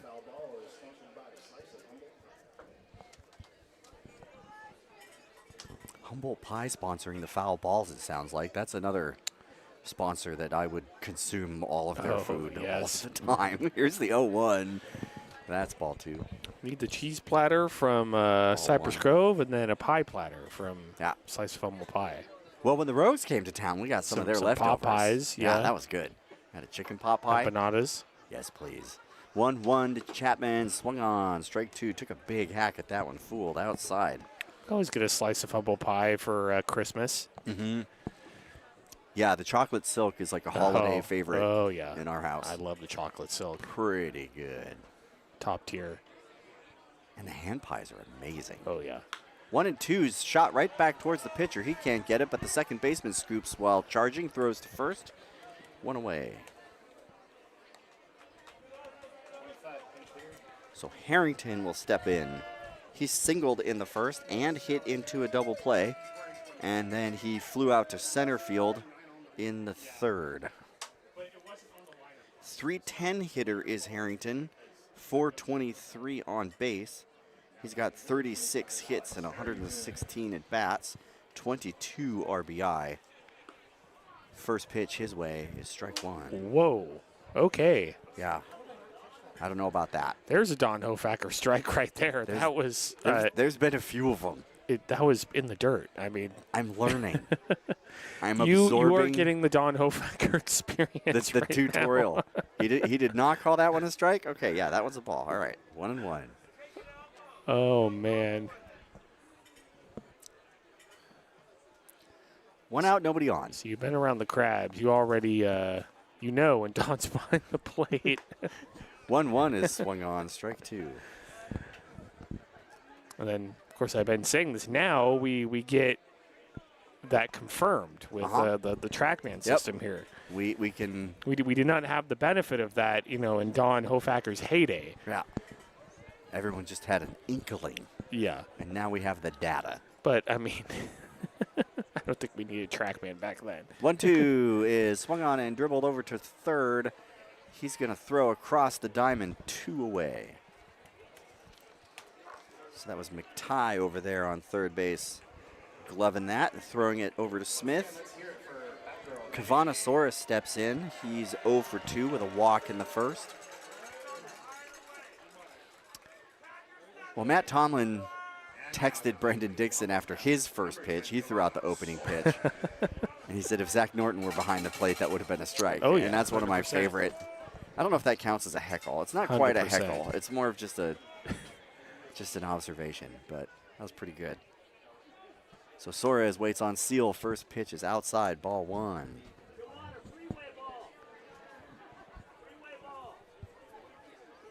Matt Filar asking for a freeway ball from Kavanasaurus. Sounds like a good idea. Here's the 1-0. Big hack at that one, 1-1. 78 miles an hour, just a little bit up and to the right of center cut. Pitcher waits on Soros, who steps back in, taps home plate and cycles. Now he shoulders. Pitcher sets. Here's the 1-1. That swung on, fouled straight back. Strike 2. 82nd season of Crabs baseball. It's just been a delight. I've been lamenting all season the loss of Mustache Night, but according to Tamara's signage up front, tomorrow is Mustache Night. It's not on the. Don't worry. It's not on the Wildberries schedule. Yeah, not all the theme nights are on there. You gotta go online, but yeah, it's Where do tomorrow. you go Don't worry online? about it. Here's the 1-2. That swung on and fouled. It's on the Crabs website. Go to the Okay. schedule Okay. tab and Now I know. mouse over that. Should be a special events. Well, Callum and I might make the trek over here, and if so, then once again, my mustache will get to wear a mustache. And that's really what everybody needs. Callum has the Groucho Marx mustache. I have the nose clip mustache, the real big long one. Here's the 1-2 taken, ball 2. We bought both of those from the candy store at Hensel's that burned to the ground. Oh man. Yeah. Yeah. Little gewgaws and Sad. knickknacks and ridiculous stuff. If you needed a mustache, they'd sell you a mustache. You need jelly beans, they got those too. Oh yeah. Everything you could ever need. I've gotten some candy from there. Yeah. 2-2. Ooh, boy. Thought that hit him? Did hit him. So Soares hit by pitch. It's been the song all night for the Crabs. They're going to have a couple bruises to show for it. That'll bring up Adam Enyart. He has reached twice on an error and doubled in the fourth. 2 out for Seal. Runner on first. Peloteros trailing these Humboldt Crabs by a score of 13-3.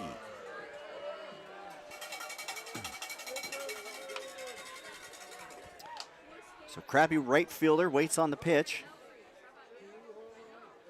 Seal comes home. That's. Ooh. Are you Oh. kidding me? Oh my God, Don.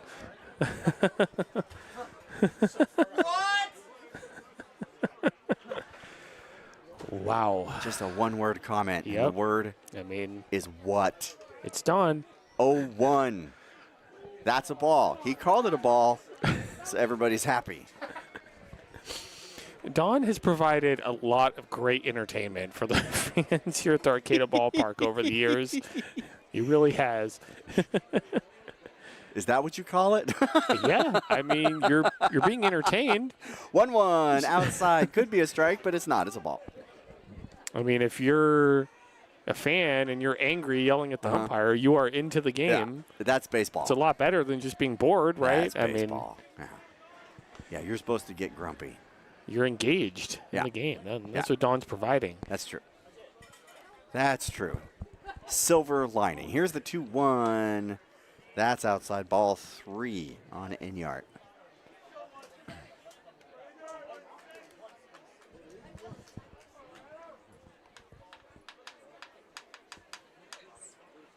Enyart cycles the bat a couple times. Now he shoulders and waits on Seal. 3-1 is swung on and hit pretty well. Heading out towards left center. Left fielder running back, watching that one go, and it drops right up against the 394 side. And boy, he did not miss that by much. Enyart is going to truck around second. The ball ends up way over in left field somehow. It's going to bring Cavanasaurus all the way around. That is an RBI triple for Adam Enyart. Go Crabs, go. I think an RBI triple qualifies as a Yardie party. I think so. How did it get all the way over to left field? Were you watching that? It dropped in the 394 area. I think it hit the wall and was bouncing around out there. Got away from the center fielder. I mean, he hit that to the deepest part of the yard. TrackMan says 393 feet 8 inches to the 394 sign. That's about as close as you can get. Yeah, just about anywhere else in this ballpark that would have been out. Number 16 just showing us how hard he can hit the baseball. 101 off the bat. Fun. That brings in Jamie Mullen. 2 out. Enyart on third. Seal comes home. That's taken, ball 1. Got a football score here at the Arcata Ballpark, 14-3. Do. By the Liam way, is happy. College of the Redwoods football, August 29th, right here, ESPN 107.3 FM. Me and Mitchell will be bringing you all the action all season. Tune in. 13:40 a.m. Here's the 1-0. That's just so Oh far. my God. So far outside.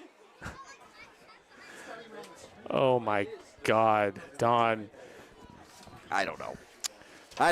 Don Hofacker is such a legend. 1-1. Is that a strike? No. Oh, we love Don. The legend goes on, apparently.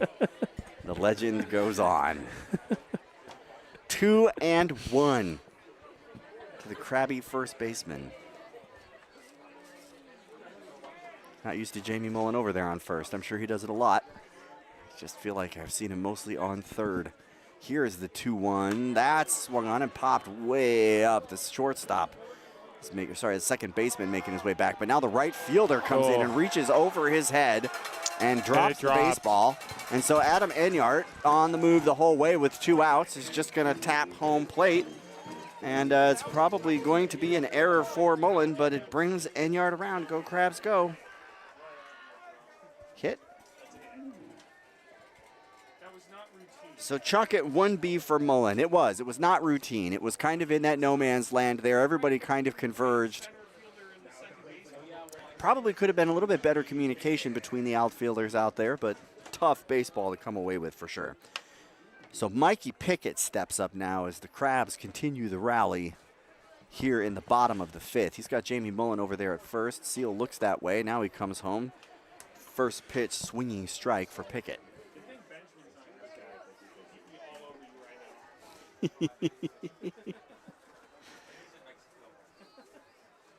Here's the 0-1 to Pickett.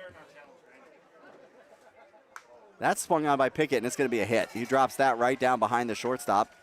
He's going to move Jamie Mullen up 90 feet to second. Pickett's on with his first hit of the night.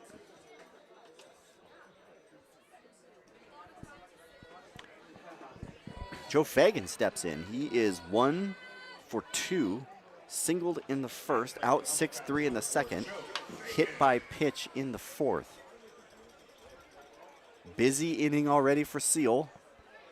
Fagan's got runners on first and second with an opportunity to plate the 16th run of the game. Here's the pitch. That's popped up. Should be no trouble. That's Timothy Smith over there at first. He grabs it, and that will do it for the inning. But the Crabs plate 2 more. We will be back with more exciting Crabs baseball on the other side. This is ESPN 107.3 FM.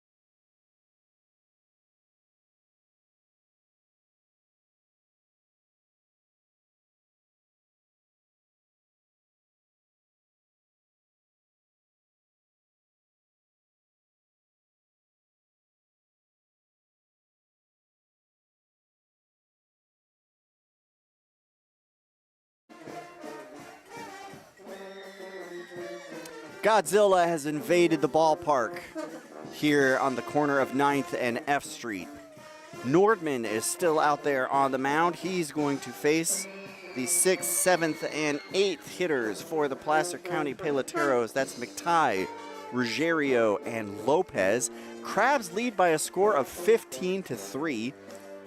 6 in the first, 4 in the second, 3 in the fourth, 2 in the fifth for the Crabs.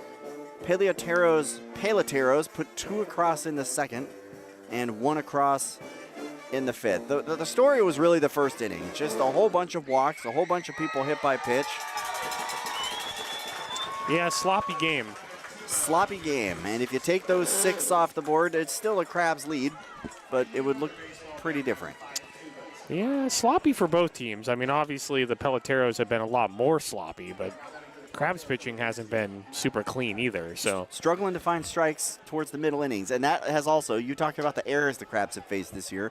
Finding the strike zone has been a kind of constant refrain up here in the booth. So Nordman looks in on McTighe. Here's the first pitch in the top of the 6th. That's taken ball 1. That was way upstairs, 88 miles an hour.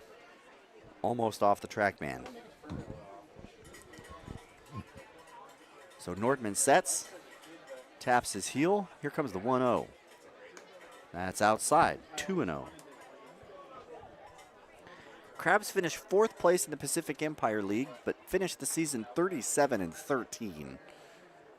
Just an exciting year for Crabs baseball. Really fun time to come out. If you did, the odds are good you saw a win, and the odds are good you saw some offense. Here's the 2-0. That's upstairs, ball 3.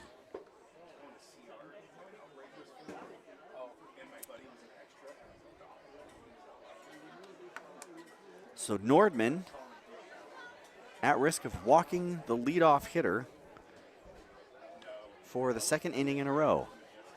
3-0 is taking strike 1.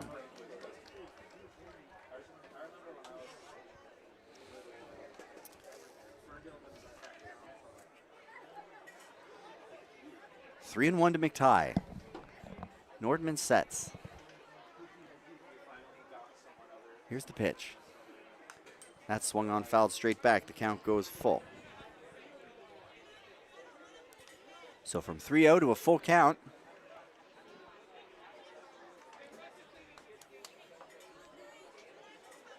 My mom's off to bed. Good night, Mom. Drive safe tomorrow. Here's the 3-2 from Nordman. McTighe watches it go by and gets rung up. Strike 3, and that was, in fact, a strike. 78 miles an hour, upper outer third. So we got a pinch hitter here. It looks like this is number 41. Devin Johnson. He is into hit for Ruggiero, who was catching, and now there's a new catcher, so maybe this has something to do with that. Nordman's first pitch is way inside, almost hits him. Johnson's able to avoid that. 1-0.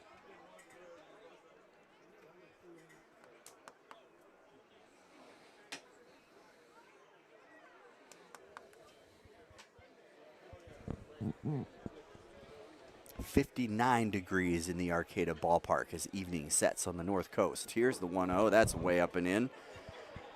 Ball 2. Nordman continues to struggle to find the strike zone. Backstop kicks that one almost out to the mound.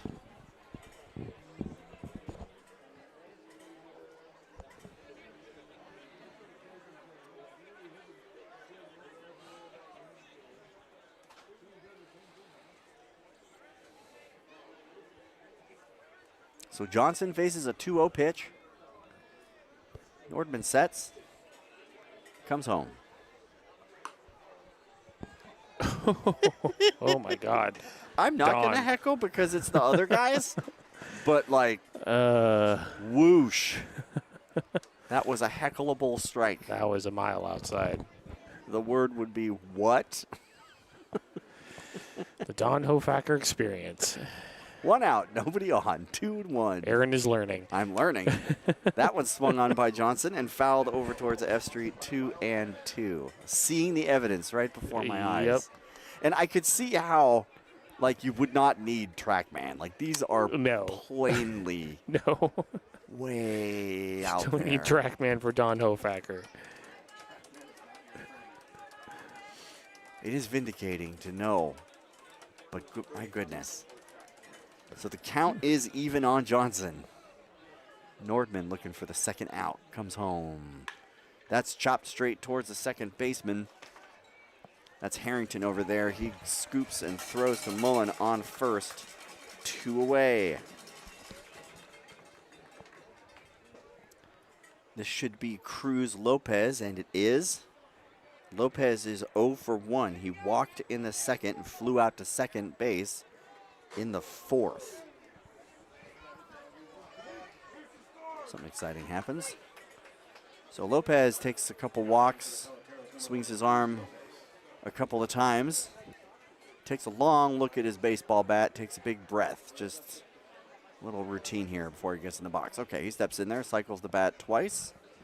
Shoulders, looks out towards Nordman, who's been waiting patiently on the mound, gets a call he wants, sets. And here's the pitch. Ooh, boy. Ball 1. Way inside.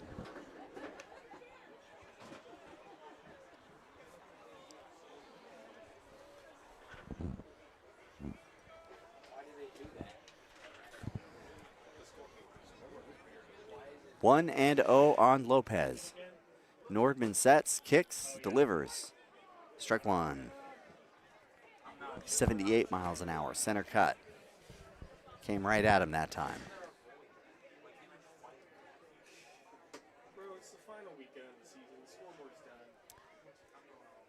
Two out, top of the 6th. Crabs lead by 12. 1-1 count. Here's the pitch. Inside, ball 2.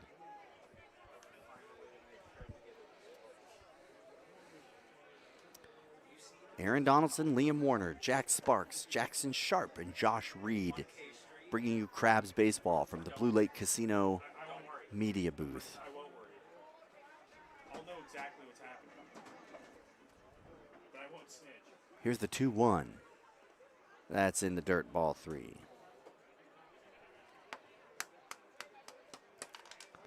So that's going to bring a visit to the mound from Kavanasaurus. We talked about Antonio Nordman being a pretty good pitcher for the Crabs this year. He's struck out 5 and walked 9, so that ratio is maybe a little lopsided. But he's been able to get the job done.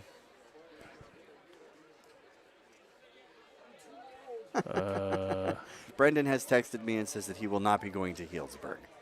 We are stuck with him as a Crab. We'll take it. I wonder if Don got kind of dinged again.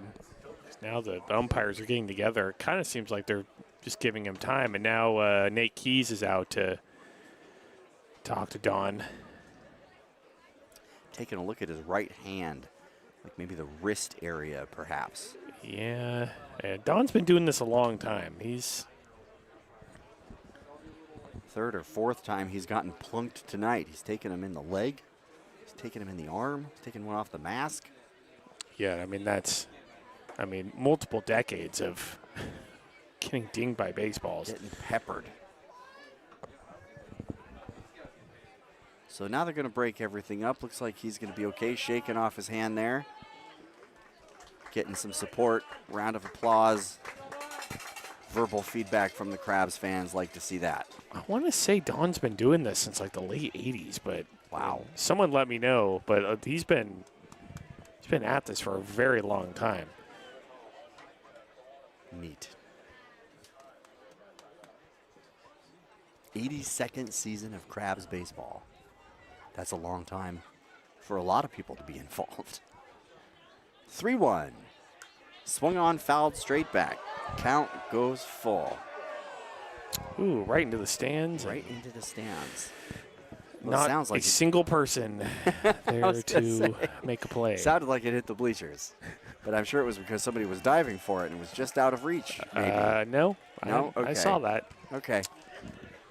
Well, you have to say anything. Well. 2 out. Counts full on Lopez. Nobody on. Nordman comes home and sends him to first with a walk.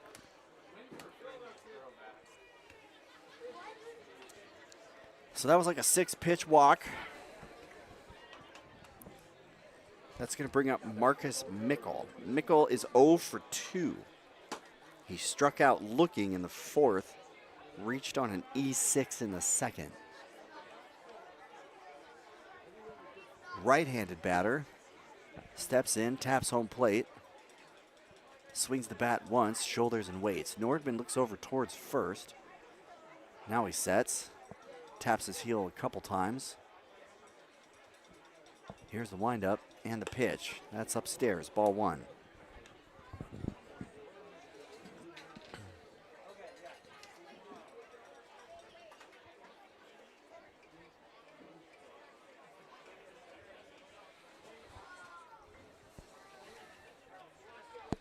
One and 0 to Mickle, outside, ball 2.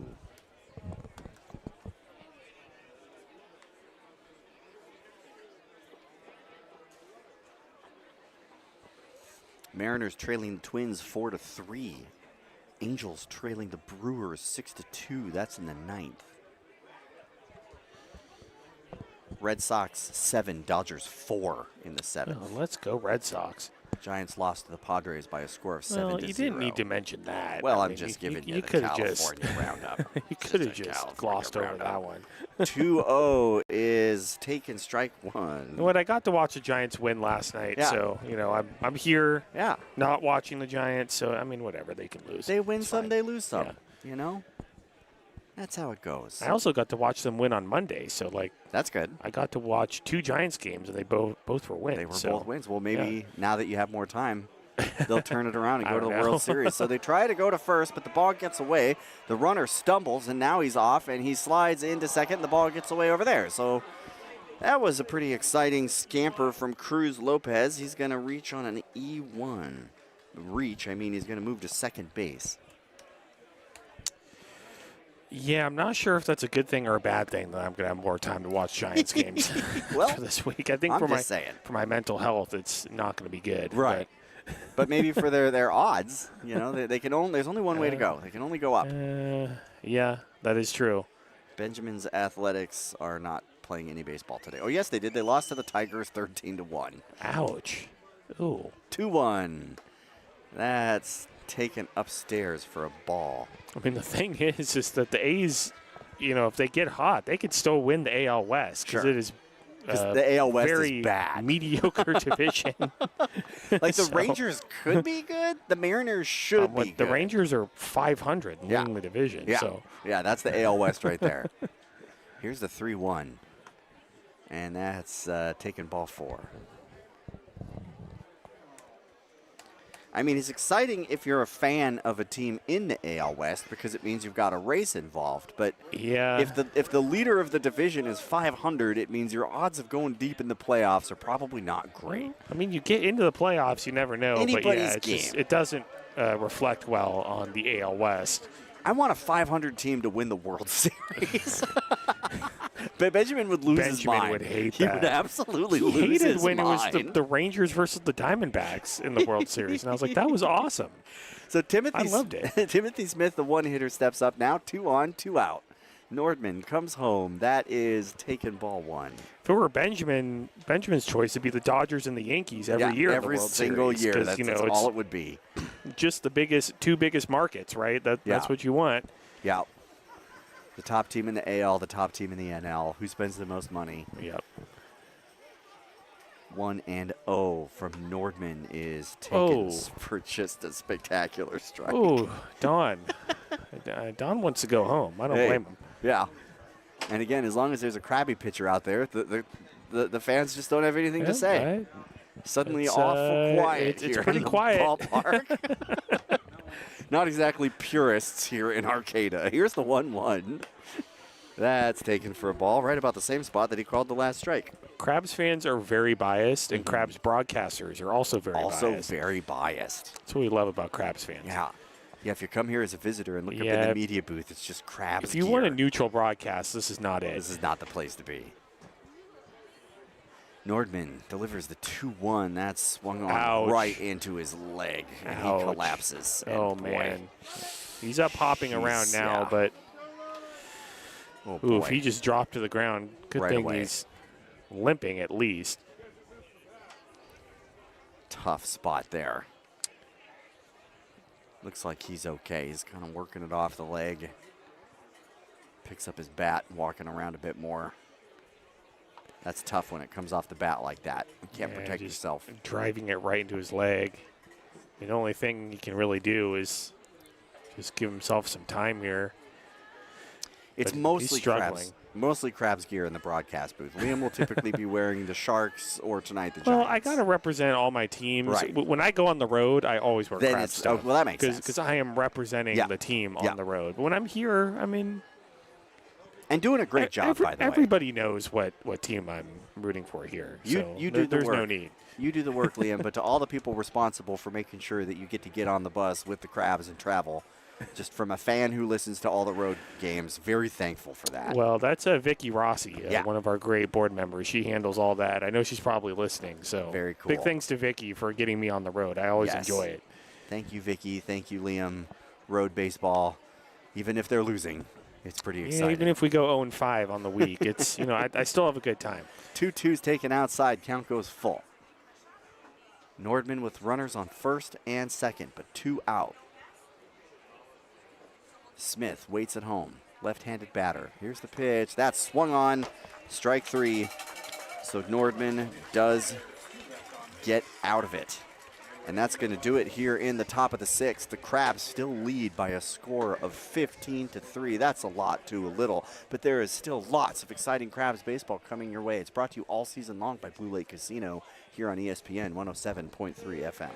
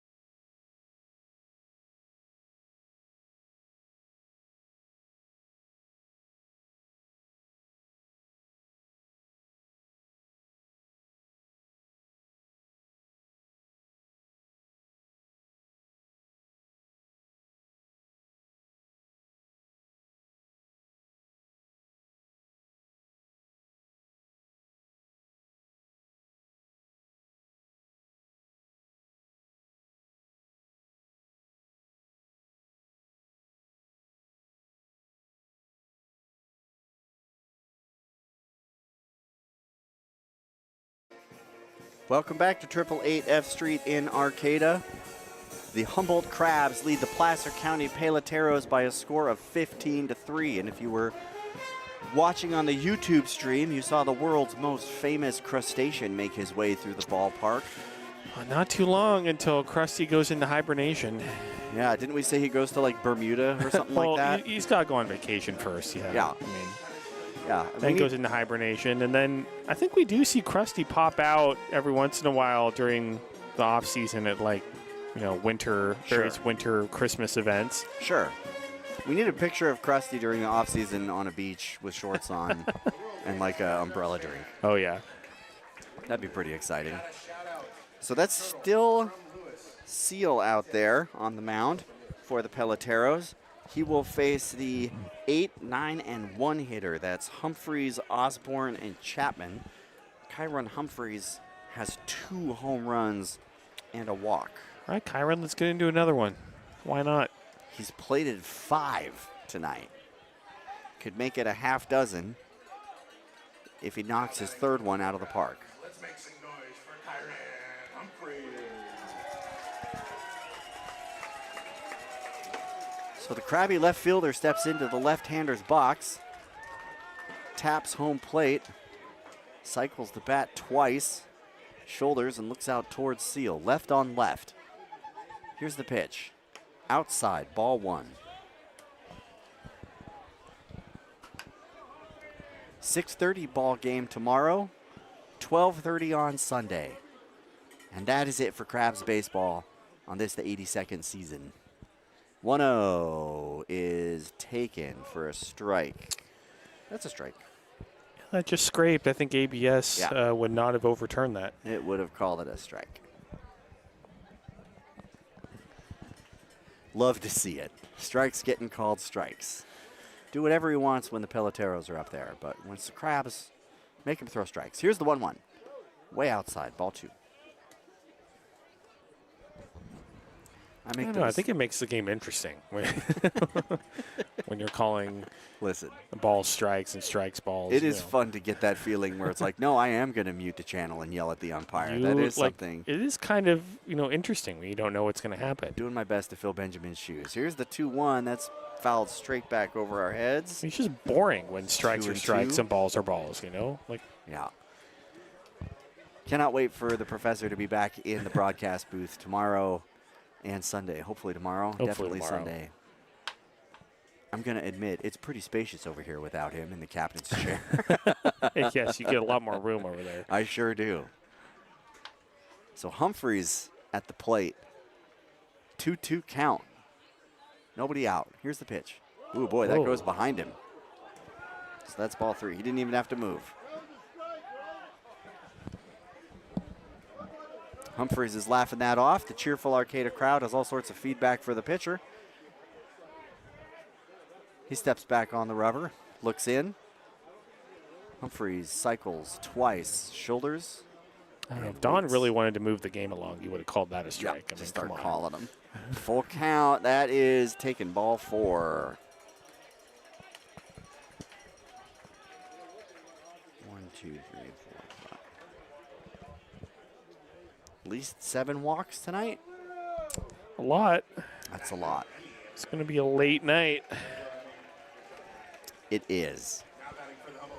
Like we said, none of us want the crab season to end, and at this rate, it may not. Be careful what you wish for. We had Christmas in July. We're probably going to have Christmas in December here at the ballpark. Yeah. So this is Osborne now. He waits on the first pitch, takes inside ball 1. Osborne is 0 for 2. He walked in the first, out 9-3 in the second, popped out to center field in the 4th. Seal checks over to first twice. Now he comes home. Osborne swings and fouls that right at the dugout. And dang, boy, scattered some crabs over there. Everybody's skipping and jumping and moving, and looks like it might have caught a piece of Cavanosaurus, but I think he's okay. So 1-1 now to Daniel Osborne. My son Callum taught me how to make a hat for the crabs out of Legos. Yeah, we're keeping that up here in the booth. And now we have it here in the booth. Crabs Lego hat. Pretty cool. Yeah, it's awesome. Here's the 1-1. That's taken ball 2. I sent you, Liam, the picture of the mech. He made me a mech with like crab legs and like a little lid. Here it Pretty rad. There it is. Liam's on the putting YouTube stream. In front of the YouTube stream. Hopefully the camera caught that. That's awesome. It looks so good.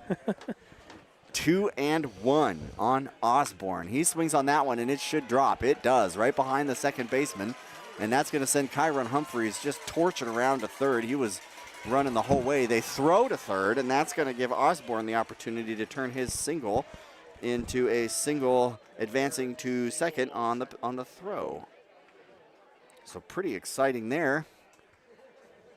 Osborne out to second, Humphreys to third. That's going to roll it over to the top of the order for Manoa Chapman, who is 0 for 2, hit by a pitch and walked in the first. Yeah, when I brought the Lego hat, I said if the Crabs lose, then I'll take it with me and make some alterations at home. But if they win, then it is empirically a good luck sign. I don't think you have to worry about that. And right now it's 15-3. I think it's all the hat. Here's the first pitch to Chapman. He swings away and fouls it off towards the plaza. Well, Vicky just texted me and saying she might need one for the Crabs office. I Yeah. think Callum needs to get to work. Yeah, we're going to need some more blue Legos. We already have them at a premium for the water, and we might have lost a couple here. It's only $11 or whatever with the Legos. No big deal. Here's the 0-1. That's swung on, and it's heading out towards the gap. Center fielder makes his way over there, and he's going to grab it. That's Buford. But Humphreys is going to have plenty of time to make it to third. They opt, or make it home. They opt to throw to third as Daniel Osborne's making his way there, but the throw's offline, and he makes it in. So Humphreys comes around. Chapman is out. And the Crabs lead by a score of 16-3. Go Crabs, go. Puts Osborne over there on third base. Callum not only put the button on top, but there's also the little flex grip on the back, like that attention to detail. Oh, yeah. That blows my mind. After this pitch, I'll put it in front of the camera again. Yeah. So here's the first pitch towards Harrington, and Don decides to call that one a strike. So there's that flex grip. It's got the little flexi strap on the back there, little button on top, all the details. Everything you need for a good Crabs Lego hat. 0-1. That's. Oh, my God. Don, what are we doing?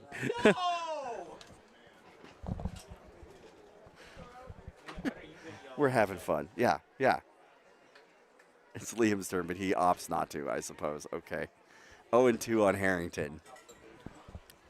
We got to get Lego to make an official Crabs hat set. Might be too small of a market for them. You never know.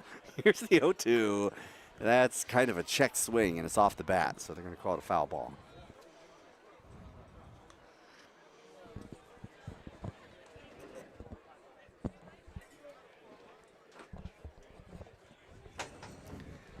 Oh, and 2 now on Harrington. He watches that one go by. 1-2. Bottom of the 6th. 16-3. Crabs over Peloteros. Crabs looking for their 38th win of the season.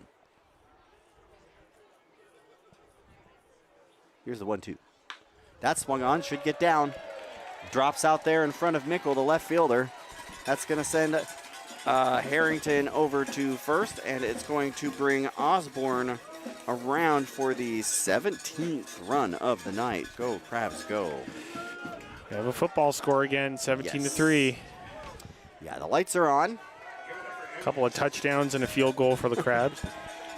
Harrington swinging at a pitch at his knees there. It was technically a strike. This is going to bring a visit to the mound by the Peloteros staff, and it does look like they're going to be making a pitching change. They've got a guy warming up over there in the bullpen. They might just use this as a chance to give him more opportunities to warm up out there.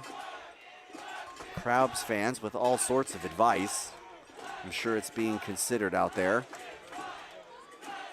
Ump seems content to let them continue to chat, and they break it up out there with the Crabs fan left just very disappointed. Really let down. Yep. You can hear it in their voices. It's one of the worst moments of the game. If you've been to a Crabs game, you know exactly what they want, and this time they didn't get it. They didn't get it. They got it earlier. And it's not enough to do it the one time, though. You have to do it every time. You have to do it every time, I guess. You have to do it every time, Liam. It's And funny then every time. Don's just like Yeah. barely paying attention to what's going No, on. he's out like, there. they're going to be out there talking for a while. Whatever. I mean, if he's an old school baseball ump, then I'm pretty sure they can just stand out there and talk until the cows go. There's no clock. Remember, no clock in baseball. No clock here. So I think we might have a pinch hitter. No, it's Is Cavana. this Cavana? Okay, he's got number 10 on. That's my problem. So first pitch to Soros is swung on, and that might make it over the fence. It is foul, but it does reach the freeway. I think that's the second time he's hit one onto the freeway. 102 miles an hour off the bat, 315 Dang. feet over the 307 sign. Foul by a pretty good degree, but Watch out if you're driving on 101 South tonight, just because chopping. I mean, several have gone onto the freeway foul tonight. Harrington on first, 1 out. Soros waits on Seal. Here's the pitch. Swings on that one, and this goes the other way towards the plaza. 0-2 to the crabby catcher.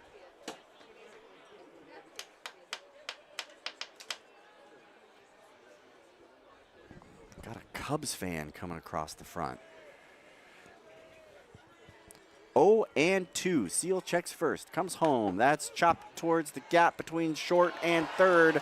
Shortstop makes a pretty good dive on it. It's in and out of his glove, and then it makes its way out into the outfield. So that's going to be a hit for Soros. That's his first of the night. And it's going to move Harrington to second as Batgirl gets a round of applause from the crowd. It's going to bring up Adam Enyart.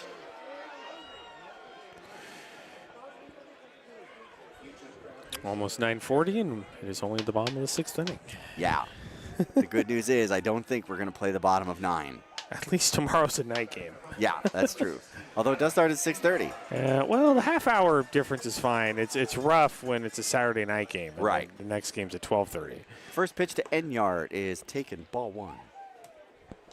Only one more day game, Liam. And this Sunday is a very long day for everybody here because, not all the fans know, but we play the game and then we have to take down the entire ballpark after the game. So 1-0. That's hit hard out towards left center. They are chasing over that way, and the center fielder is going to be able to get under that, so Buford gloves it, but both of the runners are going to be able to move up because Enyart, once again, just charged that one way out there. That's the second one he's hit that way, and this one was 355 feet. So in several other directions, it would have been a home run, but not to the deepest part of the yard. So it's just a long out for Enyart. Runners move up, so it's a productive out. Mullen steps in. He's got Harrington on third and Soros on first. 2 out. Crabs by 14. Here's the pitch. Takes. It's just an amazing strike. I'm out of shouting. Oh, Dawn. It's like he's doing it to make us mad now. Oh, He's doing she's it Dawn. on purpose. She's Dawn being Dawn. Wondering if both eyes work. Here's the 0-1. That's in the See? same spot, but he calls it a ball. Aaron is learning about Don Hofacker. Yeah. Strike zone, unpredictable. 2 out. Runners on the corners. Here's the 1-1. Ooh, boy, that hits him. No, it gets away from the catcher. And the runners are going to advance. So that is Harrington coming around on the passed ball, I would assume. Wild pitch. Wild pitch, and Soros making his way to second. Just shows what happens when I assume things. So 18-3 now. Uh-huh. Do you want to do the rest of the game, Aaron? I mean, yeah. I would always take the opportunity. I mean, But if you want to do play-by-play the rest of the game. I'm here for it. 2-1 way outside, ball 3. Could be a long No, time. I'm off radio tomorrow. I'll do it. Yeah. It's your show, man. Yeah. You pull me anytime. 2 out, bottom of the 6th. Crabs have plated 3. You're a lot better than Benjamin. Benjamin would have left by He would have left, yeah. The 3-1 is fouled straight back. He would have done the, 3-2. oh, man, I just looked at my just calendar and I realized. have a dental appointment at Totally forgot. 10:30 p.m. Yep. The calendar I just forgot. suddenly have just filled up completely. I have a wedding I have to go to at Yeah. 10:30 p.m. Yeah, on a Friday night. I mean, those things happen. I like your note. He better not find out what happened tonight or he will not come tomorrow. Yeah, I really hope Benjamin's not watching. 2 out, runner on second. Here comes the payoff pitch. Seal delivers. That swung on and fouled. We'll do it again. Why Let's not? all tell Benjamin it was like a 8-7 Crabs win. Yeah, 8-7, close game. Crabs was Close, just a huge exciting. comeback. Huge comeback. Yeah. Competitive Crabs pitching. were down 7-0, then they came back and won 8-7. Game was over in like 2 hours and 5 minutes. Exactly. It's 9:45 and we were already out of here. Yeah. Everybody got a free hot dog. Runner goes. Here's the 3-2. That's outside for a ball. So he's going to walk. Huh, Don? I mean, Yeah. you Usually could he calls have those. called that a strike. I mean, I actually would not have been too upset. So Soares steals third. Mullen walks. Mikey Pickett is going to step in. He is 1 for 2. Hit by a pitch in the first, singled in the fifth. Struck out in the fourth and reached on an error in the second. That's Soares on third and Mullen on first. Seal out there on the mound. Bullpen quiet for the Peloteros. Here's the pitch. Big swing, strike one. If Pickett reaches, it'll be Fagan. If he can get on, the Crabs will have batted around for the second time tonight. But there's 2 out. Seal checks first, comes home. 0-1's taken 1-1.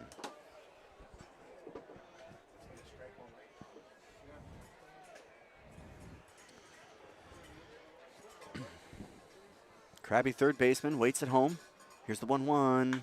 Swings on that one and pops it out towards center field. That's Buford out there camped under it. He grabs that, and finally they put the inning to bed. The Crabs strand 2, but they plate 3, and they lead by a score of 18-3. Stick around because Liam probably is going to bring you the later innings. There's more exciting Crabs baseball brought to you all season long by Blue Lake Casino here on ESPN 107.3 FM.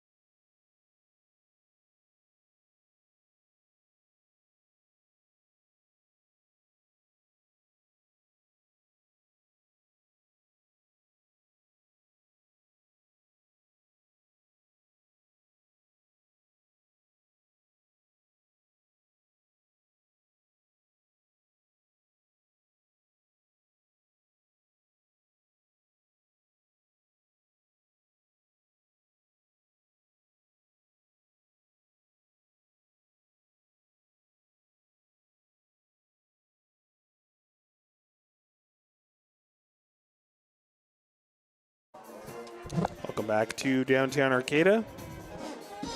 It is the top of the 7th inning, and the Crabs are up 18-3. Still a football score. I mean, technically, I think there would have to be a safety at some point, but or a 2-point conversion or something along those lines. But new pitcher on the mound for the Crabs, Cooper Olson. He'll face 2-3-4. Carson Floyd, Andrew Wasselchuk, and Rain Miller. Hart from the Crabgrass Band. Olson is a 1.76 ERA. He's pitched 15.1 innings, struck out 7, walked 1, 10 runs, 3 of which are earned. 10 runs, 3 of which are earned. That speaks to the error situation that Liam was talking about earlier. Errors kind of plaguing the Crabs this season. Both teams have more runs than hits. Peloteros have 3 runs on 2 hits, 2 errors. The Crabs have 18 runs on 11 hits and 2 errors. It's been that kind of game. Yes. It was 6 runs on 2 hits, if I'm not mistaken, in the first. Yes. Whoosh. All right, Carson Floyd stepping in, and Olson wants the signs again. To Floyd, and there's the Don Hofacker called strike. 0-1. In this case, though, I would call it a very savvy You know what? I'm not upset at this point. I'm really not. decision. That's a bold call by the umpire. I support it. I mean, I want to go home too, Don. Pitch is swung on and missed 0-2. And again, if it's a Krabby out there on the mound, he can call them all strikes as far as I'm concerned. I mean, I really don't care who's on the mound at this Yeah, point. I'm okay with strikes and just outs. pull a Liam Neeson and call it, or a Leslie Nielsen. There it is. 0-2, fly ball to the right out of play, still 0-2. Wrong Naked Gun reference. I haven't watched a ton of old movies, but I love Leslie Nielsen movies. Airplane. Yeah. Oh my God. Yeah, he was classic. So good. Just iconic Yeah. buffoon. Incredible buffoon. 0-2, check swing foul. We talked about it a little while ago. The new Leslie Nielsen Naked Gun is like, it does everything the old ones did right. I wouldn't expect Liam Neeson to be very comedic. I know he's done other stuff, but he's perfect for like the deadpan, very stupid. I don't think I've seen that one Oh, it's yet. worth it, dude. Hey, It's I really worth need it. to. The 0-2 swung on him. Missed strike 3. Olsen took a bit off. One away. 76 had him chasing outside. And that's going to bring in Andrew Wasselchuk. There's also just something very satisfying about Liam Neeson replacing Leslie. I know, yeah. Nelson. It's kind of hard to imagine. It's just like, Liam Neeson being the action movie star. Yeah, Pamela Anderson's in it too, and they're both really good. Like they're both just like I bet. legitimately Yeah, I really need to watch that. perfect. It's worth it. I might just throw that on one of these laptops I'm sitting in front of right now. I Yeah, mean, might as well. Could be here all night. pitch to Wasselchuk. And there we go. Thank you, Don. 0-1. So far outside. He's so far outside. I do wish Benjamin was here just to Just no rules. experience this. 0-1 in there for a called strike again, and this time perfect pitch on the corner. 0-2. That one did technically find the strike zone. Yes, that was a great strike. More of like an impressionistic umpire. He gets the impression that it's a strike, and so that's what it is. 2 fouled back, still 0-2. See, Benjamin, I don't have the Don stories that the Benjamin Yeah. has. I mean, Well, Benjamin is a could literalist, so that tell would- you so much about Don that Yeah. I just can't convey. And also can't say on the radio or we'll get It's shut true, down. yeah, but 0-2. It's a line drive right to the shortstop, Joe Fagan, 2 away. Just stand there, put your glove up, and make the catch. That's what he did. I'll bring in Rain Miller, and by the way, we will keep it here at the end of this half inning for Crabgrass Band performing Take Me Out to the Ball Game for the second to last time this season. They will not be here tomorrow, but the band will be back here for the final game on Sunday. If you plan your attendance around the band being here, only one more chance.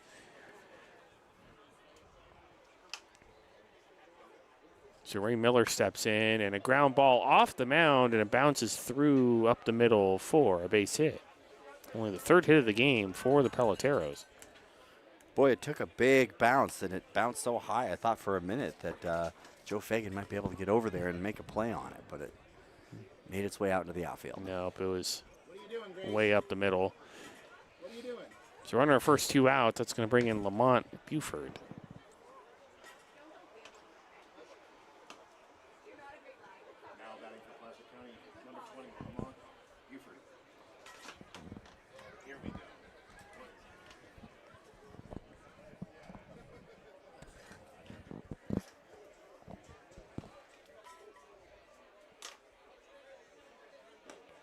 Pitch to Buford. Oh, come on, Don. Pitch is high and outside 1-0. I mean, that could have been called a strike. 15-point spread is what it takes to turn Liam against the Crabs pitching staff. 13 points. Now we know. 1-0. There's the called strike, 1-1. Yeah. That was so far outside. Oh, and Aaron, I think you had your first points of the season. Did I say it? You said points. I made it all season. Yeah, you made it almost the entire season. I don't even know what I said. You said 13-point spread. A 13-run spread. Hey, and there's the good pitch right on the black, All 1 right. and 2. Get me my hat. Runs, not points. This is the first time all season I have to put it on, but I have to put it on. Oh, that's so disappointing. Well, we won't tell anybody. Stays between us. The 1-2 ground ball to the right side. That's not how picked that up works by at all. Harrington. On to first. Almost pulled the first baseman off the bag, Oh, and it boy. did. That was close. So that's going to be an error on Alex Harrington. It's just a lot of little plays like that that have cost the Crabs this season in the games that really mattered. Fortunately, this is not one of those No, occasions. this is not one of those games, but it's kind of it's been the way things have gone in PEL play. It's Just true. a lot of little mistakes like that. Yes. Just not making the easy throw to first. And we've said it all season, like that you can't make plays like that against the Prune Packers for sure, but also like the Potters, the Rogues, like even the Kings, they were making them pay for it. Yep. But that's in the past, so. It is. Water long under the bridge. McTighe will step in.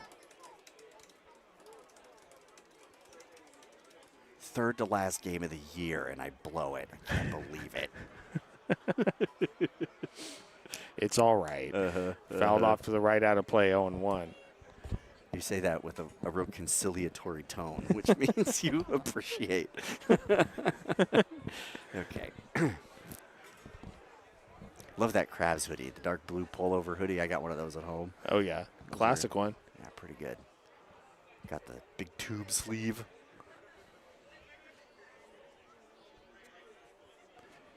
Oh, 1 pitch, fouled off the plate, 0-2.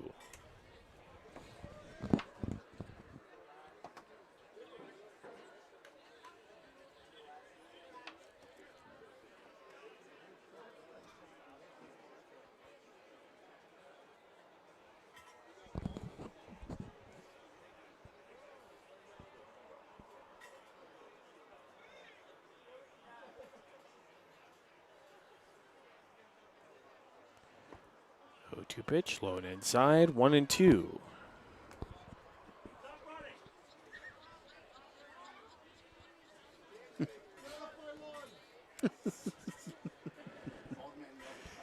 Cantankerous fans here.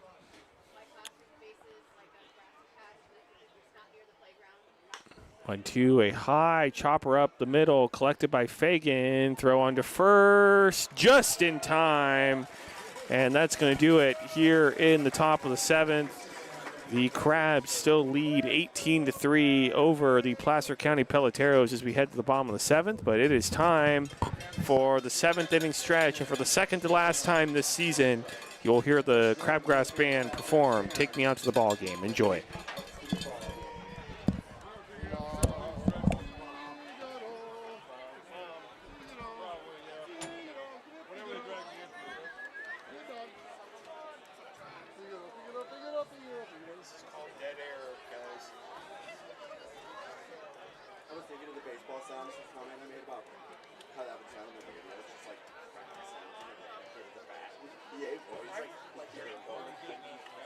I remember when MLB TV used to let you do that. I loved it. They took that feature away. I was really disappointed. Me too. It was fun. I'm sick of listening to these guys. Just listen to the It is so quiet. Like, so quiet. I love it.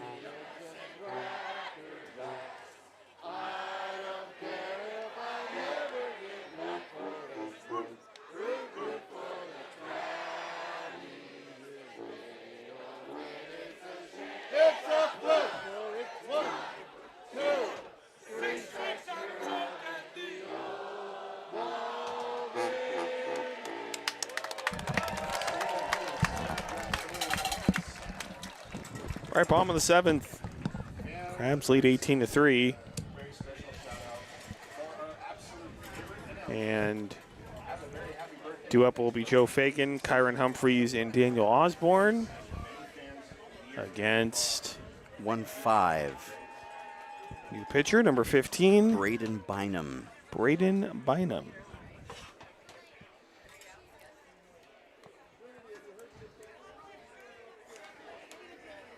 Not till Sunday, Grace.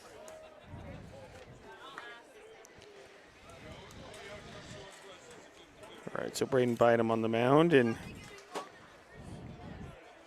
Going to check the score of the PEL Championship Series, and I'm probably not going to be shocked. Don't ruin it for me, Aaron. I I'm don't checking. have it. I don't have. I'm checking my Don't email. ruin it for me. I'm deleting spam. And guess what? The Prune Packers are the champions of the PEL once again. Well, What a shocker. Anyway, Prune Packers. It just Yeah. sounds villainous. The Healdsburg Prune Packers. maybe someday someone will dethrone them. Yeah. Next year's our year. Yeah. I feel it. Load up on a bunch of D1 talent. Yeah. Hey, if we start getting guys from like Michigan and Alabama and Yeah. Georgia and Tennessee, Tennessee, yeah. then hey, maybe we have a chance. Hitting wise, we did fine. It was the pitching that really exposed the Crabs in that series in particular. But Yeah, they just have a lot of depth, so they do.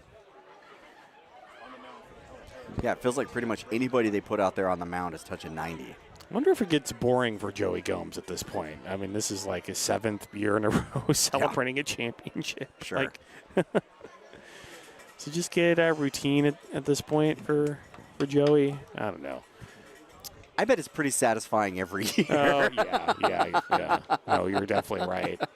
I think he is happy every time. But it's just funny for me to think about, like, you know, he wins 10 championships in a row. It's just like, whatever. Did it again. Yep. Did it again. All right, Joe Fagan stepping in.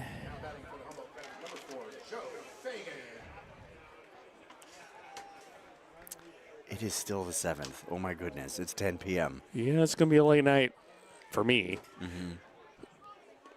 Pitch is swung on and missed, 0-1. When you say you have to take down the whole ballpark, what does that involve? Okay, so Sunday, we play the game, and then the entire staff, I mean, we are moving out of the ballpark. We take everything down that's not, owned by the city. 0-1. It's a full staff effort after the game on Sunday. Fly ball left field out of play, 0-2. So that means taking down all the banners, taking down, we have a CHP racing north on 101. I mean, just taking down everything that's not, permanently part of the ballpark. So it's a lot of work. The 0-2 swung on and missed, strike 3. All the banners on the way. outfield wall as well? Oh, yeah. All the banners on the outfield wall, all the banners behind home plate, like the... Do they all go back to the vendor? Do you... No. Some of them might go back to the sponsors themselves, but I think most of them go into storage. The things like all the kitchen equipment that we have, Right. all the like lining down F Street, have to take those down. Oh, yeah, sure. The screens or whatever they have set up there, yeah. Jackson's telling me, yep, the guys have to move all the tables. I mean, it's a lot of this stuff in the ballpark is not owned by the city. It's owned by the Crabs. So, like, the Crabs have to move it all out. And the of last the ballpark game is like the last day into storage. I mean, a lot of people come back on Monday to finish some things up, but Okay. most of the work, because it's fouled off 1-1, is done on Sunday after the game. So, Wow. yep. And Jackson Bummer. also telling me on Monday they have to get all the mattresses at the player apartments and get those out. I mean, Wow. the security guys do a ton of work on Sunday after the game, hauling a ton of stuff, and Jesse's up on the scissor lift, getting things down. So, Wow. yeah, 1-1, low and inside, 2-1. So if you're going to Sunday's game, I mean, just cut the security guys some slack. I mean, be nice to them because it is a very long day for those guys. For sure. And all the concession staff too. Beer people have to take down all the beer stuff. So it is a long day on Sunday. Kind of a sad day too. For sure. 2-1, a fly ball gonna do it. out to right field. Right fielder looking up. That ball is gone. Third home run of the game for Kyron Humphreys. It's 19-3. Well, no one gave the note to Kyron Humphreys that the season was over. He has found his rhythm tonight. Have a Shock night, another Kyron one. Humphreys. He is making up for all of his struggles at the plate this season in one game. Unbelievable. For a huge part of the year, Adam Enyard, who's out there congratulating him, led the team with 6 home runs. Humphreys has 3 tonight. Yeah. That's amazing. Well, write it down, folks. Get July it. 31st, 2026, the Kyron Humphreys game. Yeah. 6 RBI for Humphreys.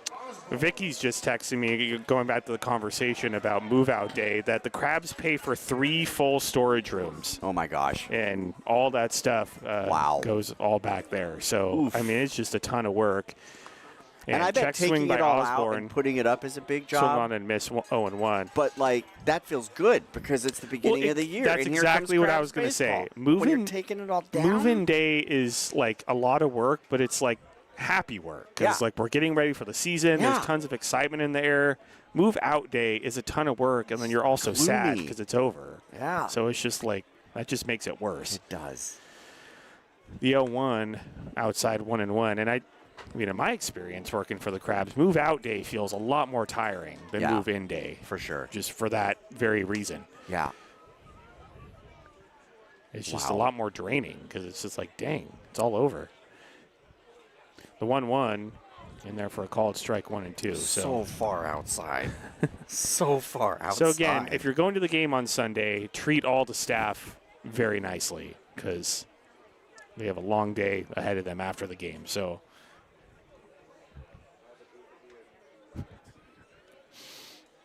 1-2, low 2-2. And if you're a fan of Crabs baseball, you just really do have to appreciate the size of the show that they put on here. Oh, yeah. I mean, 50-something games. Just a lot.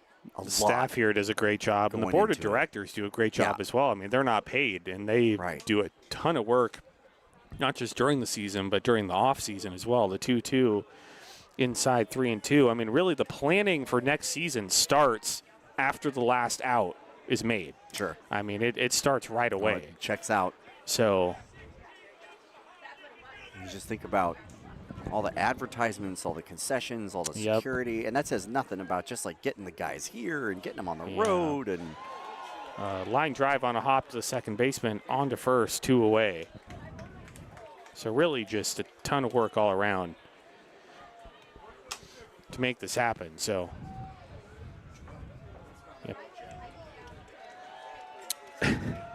so I think this is Miles Standish. They're letting Miles Standish hit. Oh, that's awesome. Jeff Giacomini is letting Miles Standish hit. And there was a time where Robin Guyver would let the pitchers hit in a blowout. That has not happened in a very long time. And so Miles Standish getting a shot here as it's in there for a strike, 0-1. Miles Standish has pitched 10 innings for the Crabs. 13 hits in that time. I don't see any statistics for him. I think this is his first ever Crabs at bat. Box, yeah. No batting gloves either. This is good old National League baseball. Ground ball to the right side, picked up by the second baseman, on to first. And that's going to do it for the Crabs here in the bottom of the 7th. They get another run off of Kyron Humphreys' 3rd home run of the game. Crabs lead at 19-3 as we head to the top of the 8th. You're listening to Crabs Baseball, ESPN 107.3 FM.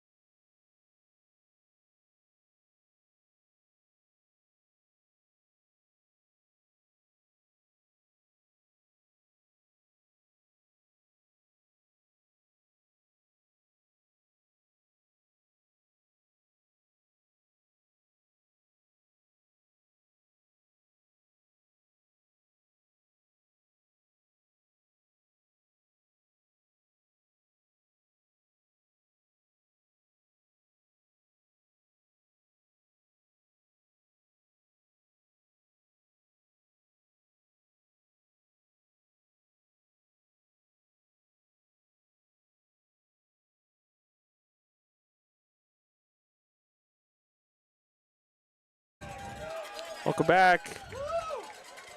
Top of the 8th inning. Crabs lead at 19-3. And Eli Fogelman is on the mound for the Crabs. He'll face the bottom of the order. Devin Johnson, Cruz Lopez, and Marcus Mickle. Fogelman from the College of Marin has pitched 23.1 innings for the Crabs, 24 hits in that time, 12 runs, which are all earned. He has struck out 30 and walked 9. That's a good ratio. Got that sidearm delivery. Really chops it in there. 50-50 was a purple ticket, which I have, and my first 3 numbers were right, and then it was wrong. Whatever. Josh bought the ticket, so I can't really complain.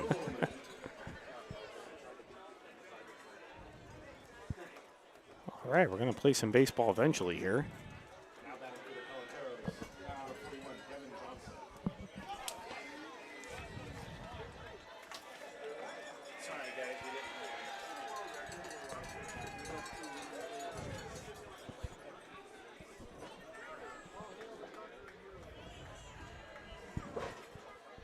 All right, here we go. Fisher Johnson, fly ball down the right field line, foul. 0-1.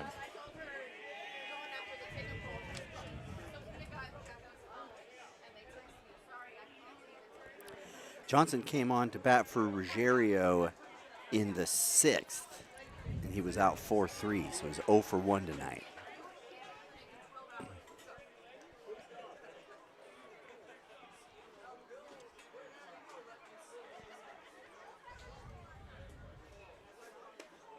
One, and there for a called strike. 0-2. Fogelman throwing strikes. Keep it up. We like to see that at this point. Just throw strikes.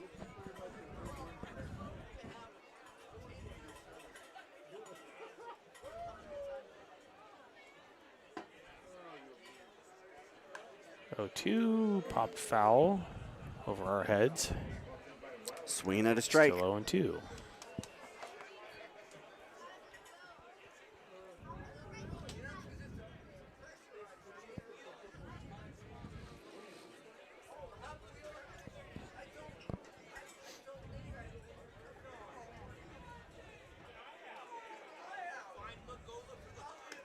Two pitch up high, and it's 1-2.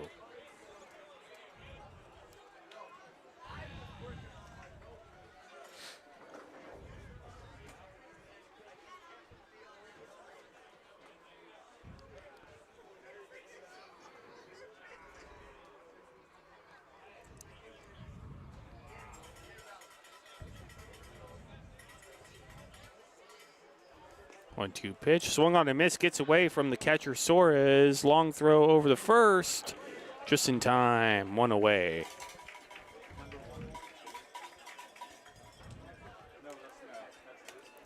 Caught him chasing there. That one was not the best pitch to swing at, but. And got away from Suarez off to his right, but got to it quickly, made a nice play, 1 down. I'm bringing in Cruz Lopez. Lopez is 0 for 1. He's walked twice and flew out to second in the 4th.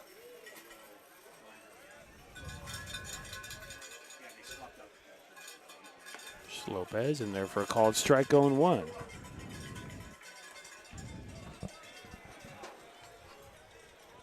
That one would have been overturned if challenged, but it's pretty close. It was close.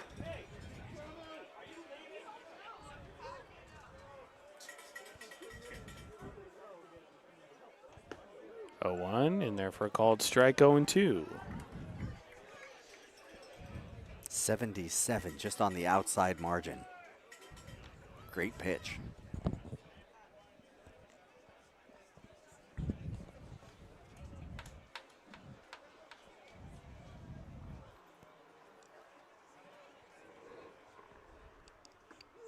Oh, 2 called strike 3.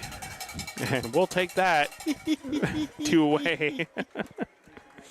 Not only was that a wild strike to call, but literally right when you did it, I also suppressed a yawn. Both of us are like holding them in up here. I didn't yawn. What are you talking No, about? I said suppressed a yawn. Yes, Effectively. Well, you can't suppress something that wasn't there. Yeah, that's right. Because it was suppressed. Marcus Mickle will step in.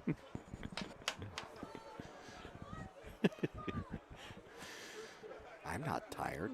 You're No, tired. inside want to know. This is a very exciting ball game. And see, that should have been a strike. Coming right down to the wire here. Called that a ball when it's in the strike zone. It's not acceptable. 16-run game. You got to call them. 1-0 inside 2-0.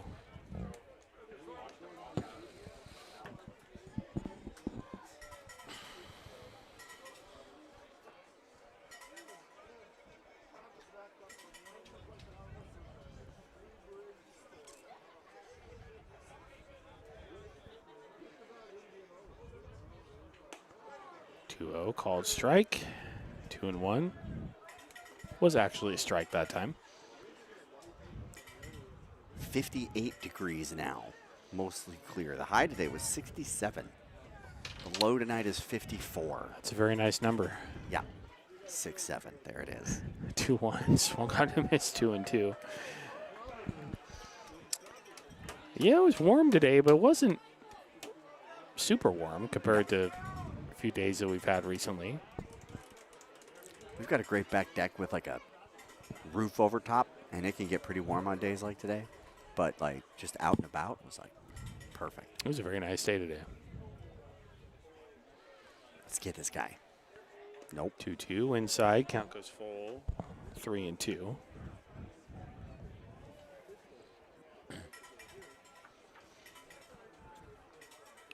Tomorrow, high of 69.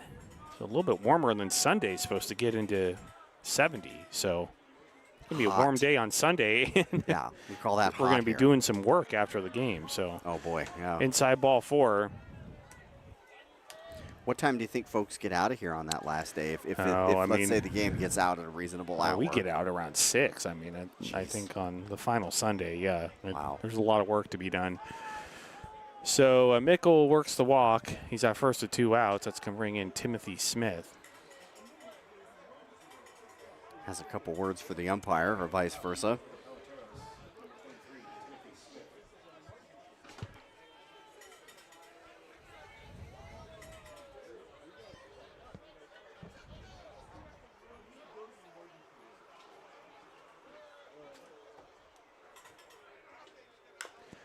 And a chopper down the first base line. Foul.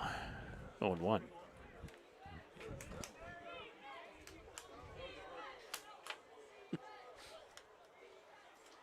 Getting the defense chat going when it's 19-3. Just need that I think defense that's to show more up. of a basketball thing, but I guess it works. It works. It's a football thing. Yeah. 0-1 inside 1-1. Woof.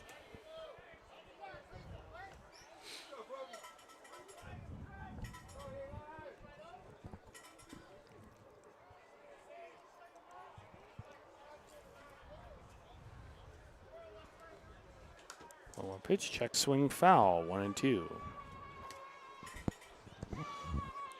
Chasing that time. 82 outside and up.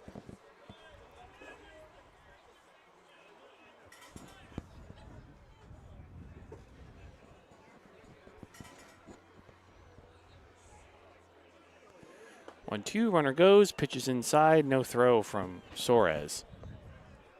Stealing second is Mickle. That's not a defensive indifference.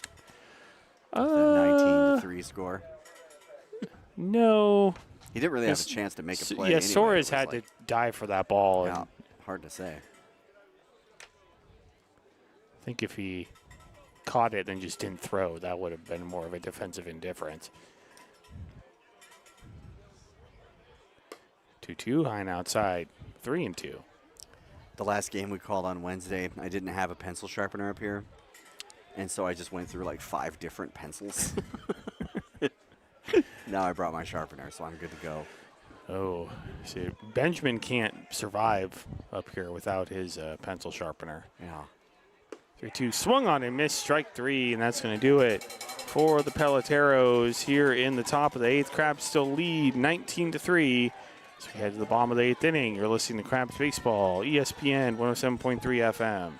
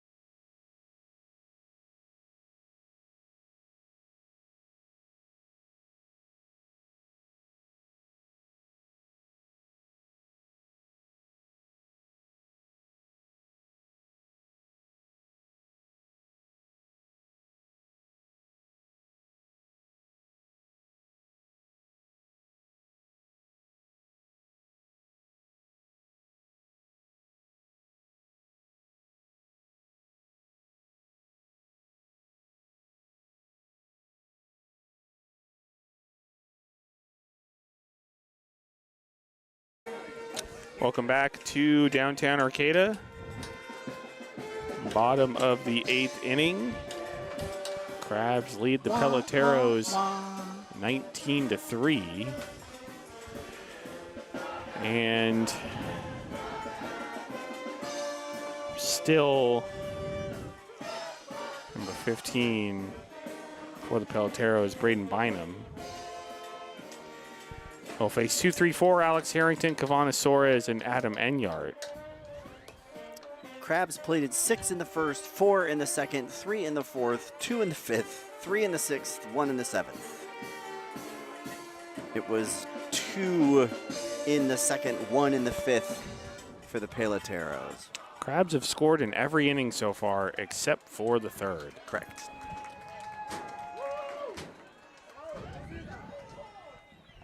And Kyron Humphreys has hit 3 home runs. Yeah, he has been overdue, and he's, yeah, he made up for it. 3 home runs tonight. Man, if he does that tomorrow, he could be in it for the home run lead. He could. Yep, and Sunday. All right, Alex Harrington stepping in and takes outside 1-0.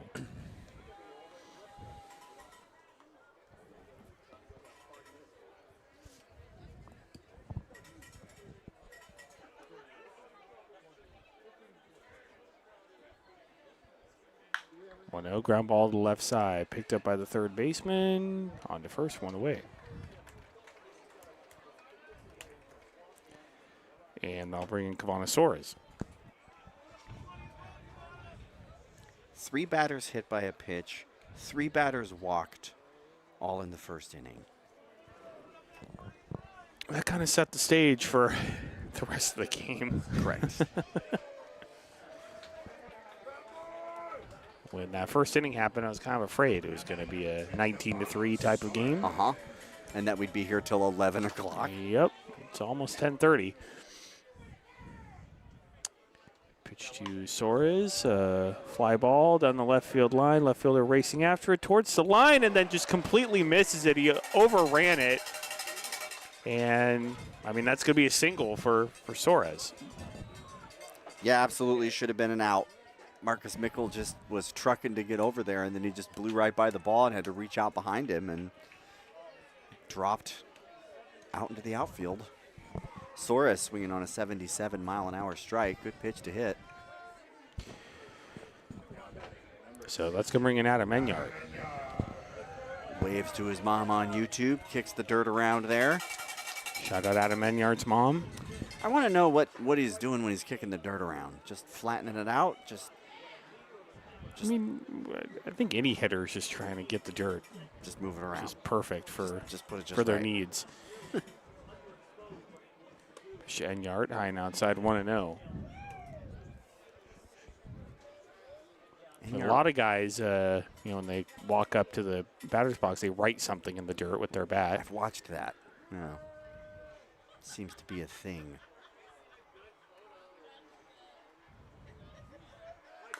One-zero, fouled off the plate. And it's 1-1. Enyart reached on an error his first 2 at-bats. Hit a double in the 4th. Reached in the 5th, flew out in the 6th. Just another normal night for 16.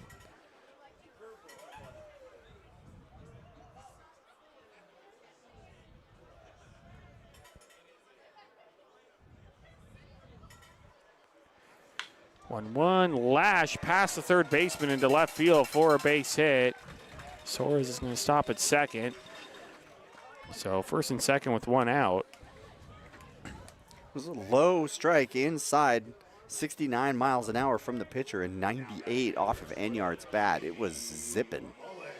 So that's going to bring in Jamie Mullen.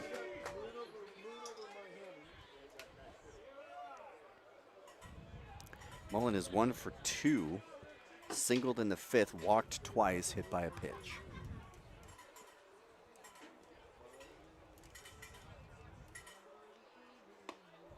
Pitch to Mullen inside 1-0.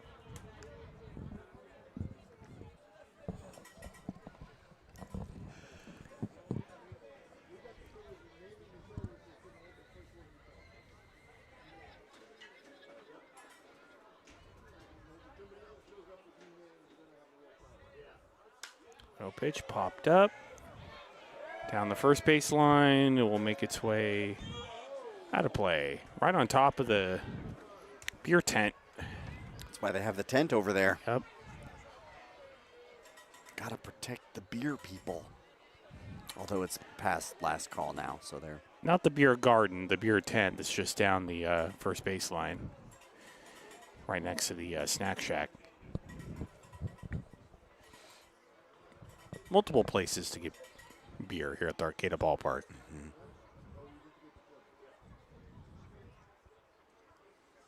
1-1, ground ball to left side, picked up by the shortstop. Second for 1, on to first, double play. And that's going to do it for the Crabs here in the bottom of the 8th. Only the second inning of this game where they failed to score.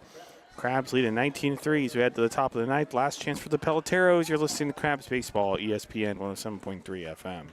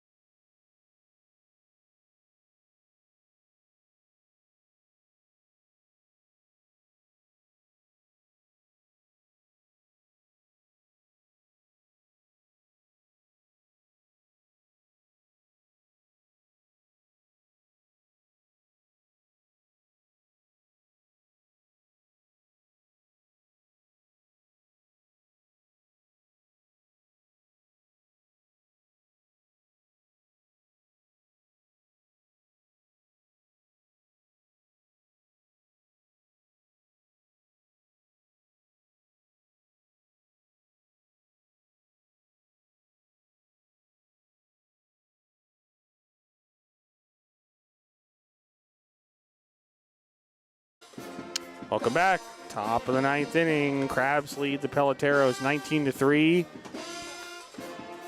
The Crabgrass Band playing some Taylor Swift. Eli Fogelman out on the mound. We'll face Carson Floyd, Andrew Walsichuk, and Rain Miller. Tristan Giacomini spinning a bat so fast he could probably take off if he starts running. Yeah, he's gotten really good at those really bat has. tricks It's pretty fun to over watch. the season. I've said it before, but I also just really respect how high he wears his hat on his head. Jaunty. Yeah. Love Tristan's it. dripped out. Yeah. Yeah. You got to walk around with some swag, you know, being the manager's son. Look, if you're rolling with the Humboldt Crabs Oh, yeah. and you're the son of the manager, also that. I mean, I feel that way when I'm on the road. Yeah. You walk into other team stadiums just with some aura. You know, like I'm with the Humboldt Crabs. That's right, the Crabs of Humboldt Yeah. County. Have you heard of us? Los Cangrejeros from De Humboldt. All right, Carson Floyd stepping in.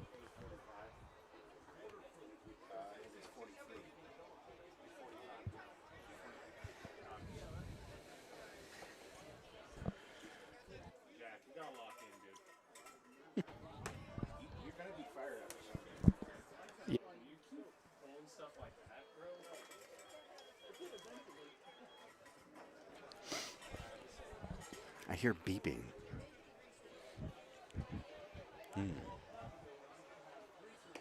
And called strike, 1-1. Way Thanks, outside. Don. We appreciate that. In this case, again, just savvy. A bold I really like what Don's decision. doing there. I think he's just on top of it right now. Yeah. Nobody better than Don. Well, come on, strike 2. Yeah, strike 2. Call that. Fine. It was not a strike. There will be some rules. 2-1. Can we just throw the rules out the window when Yeah. it's 19-3? I think so. I mean, we Now- could just switch to Savannah I Banana was gonna say, rules. now you're ready for banana ball? Yeah, I'm ready Okay. for banana ball if it, allows, players not on the field to make an out. Right. It's like 3-1. Well, we talked about how the foul balls, if they're caught, are counted as outs, but that wouldn't really do us any good Yeah, I here know. Yeah. because we have not Yeah, caught a foul ball tonight. The fans here would not help very much. I'm sorry, but 3-1, up high, ball 4. I think it would have been like a total of 3 outs all season provided by the Crabs fans if that were an actual rule. Yeah. Well, if we're talking about catching one in the air, I think we only have 1. Yeah. And catching it on a bounce, I don't think that counts. There's been a couple of those. Yeah.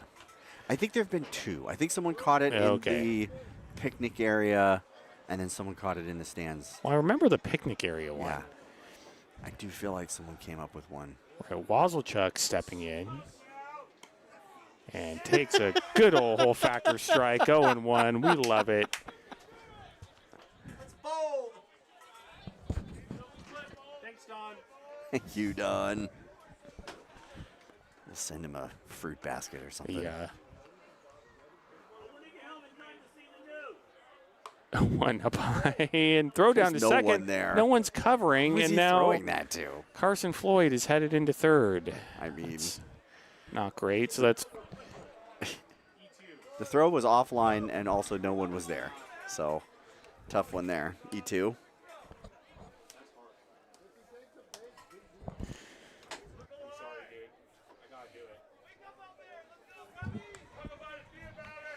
so Floyd's at third.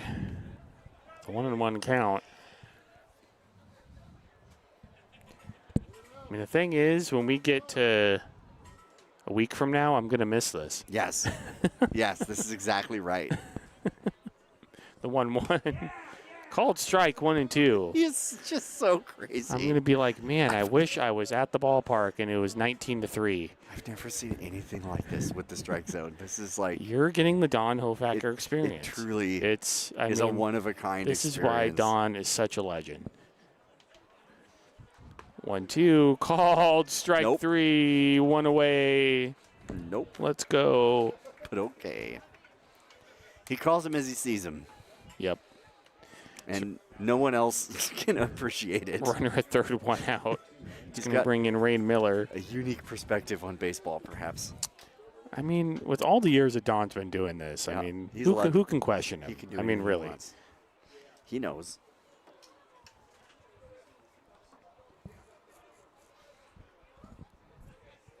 I mean, again, someone correct me if I'm wrong, because I'm not sure if I have this right, as the pitch is outside 1-0, but I think Don has been umping since the late 80s.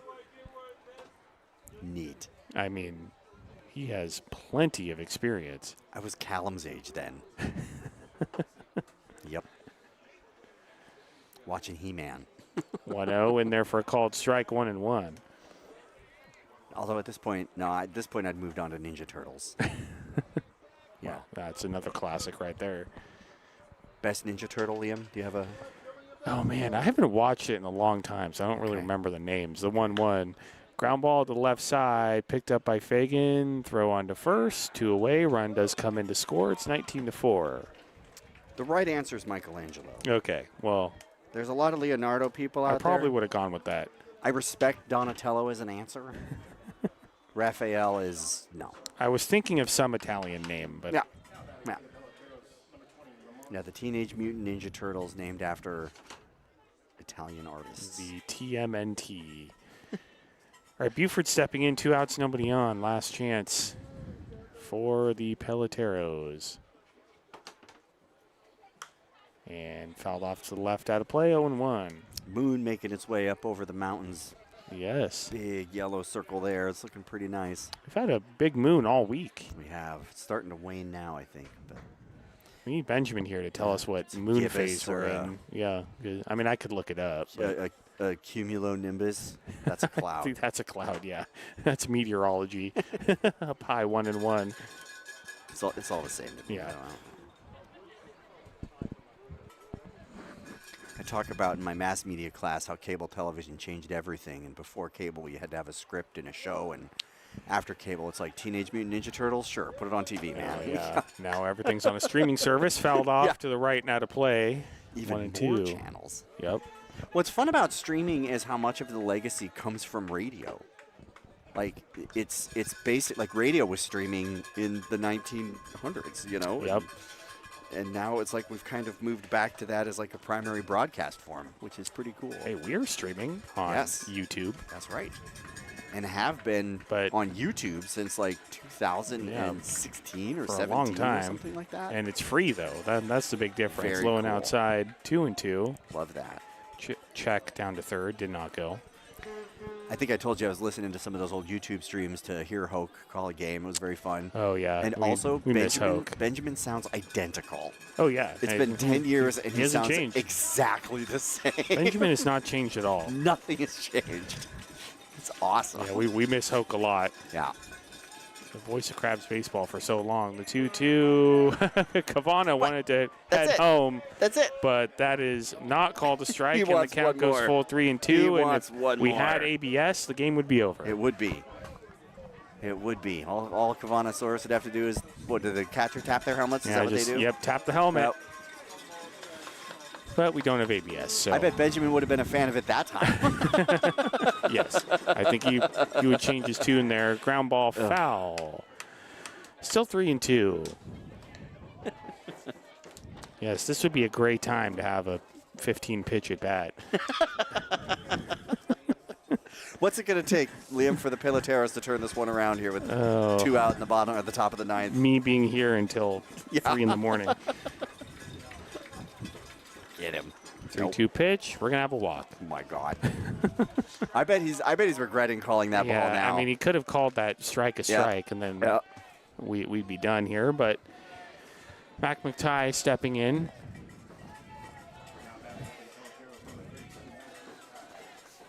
Don's like, I don't know. This game's moving a little too fast. I think we need to slow it down. It's really important to get the call right Yeah. in these clutch moments in the ninth. And therefore called strike 0-1. When you see Benjamin again, you need to tell him all about how you experienced Don Hofacker for the first time. Mind-bending experience. 0-1, swung on and missed 0-2. I mean, you talked about Zach Norton, and seeing it on TrackMan, I was like, wow, Yeah, he but does. Zach Norton had to learn it from somebody. These are just so, like, it's immaculate Yeah. what he's doing down Oh, there. he put Zach Norton to shame. Yeah, That's why we love Don. yeah. He is entertaining. Get it. 0-2, ground ball fouled on the third base line. 0-2. I'm going to put this one as a win on the schedule, Liam. Oh, I don't know. Could be premature. Don't jinx it. I hope I didn't jinx it. Man, if I did, that's it. I'm never coming Yeah, I think yeah, we can't have you back if No. that happens. That's unacceptable. All right, 0-2 to Mac McTighe. Peloteros end of the last strike. Swung on and missed. Strike 3. That's the ball game. Thank heavens. Crabs win 19-4. Just complete domination. And Aaron, any final thoughts before we head out? You know, Gotta honestly, keep it short and sweet. just that it was a total blowout, and I was thrilled to be here the whole time. Crabs baseball is very special. There's only so many days of it left. Yep, They could only two all more be games. blowouts, and I will be tuned in, if not here, the entire time, because when it's gone, and you, like you said, like we'll be looking back on nights like tonight and being like, I wish we could be there. Well, shout out to Kyron Humphreys, who, after scuffling so much this season, hit 3 home runs tonight. Really great to see. He's got a big grin on his face right now. Yeah, and shout out to Don Hofacker coming back to ump one more game. What an entertaining game it is when Don is behind the plate. So that's going to do it for us here tonight. We'll be back tomorrow, 6:30 on behalf of myself, Liam Warner, Aaron Donaldson, Elliot, back in our Humble Hill studios. This has been Humble Crabs Baseball, ESPN 107.3 FM. Good night, everybody. Crabs, go.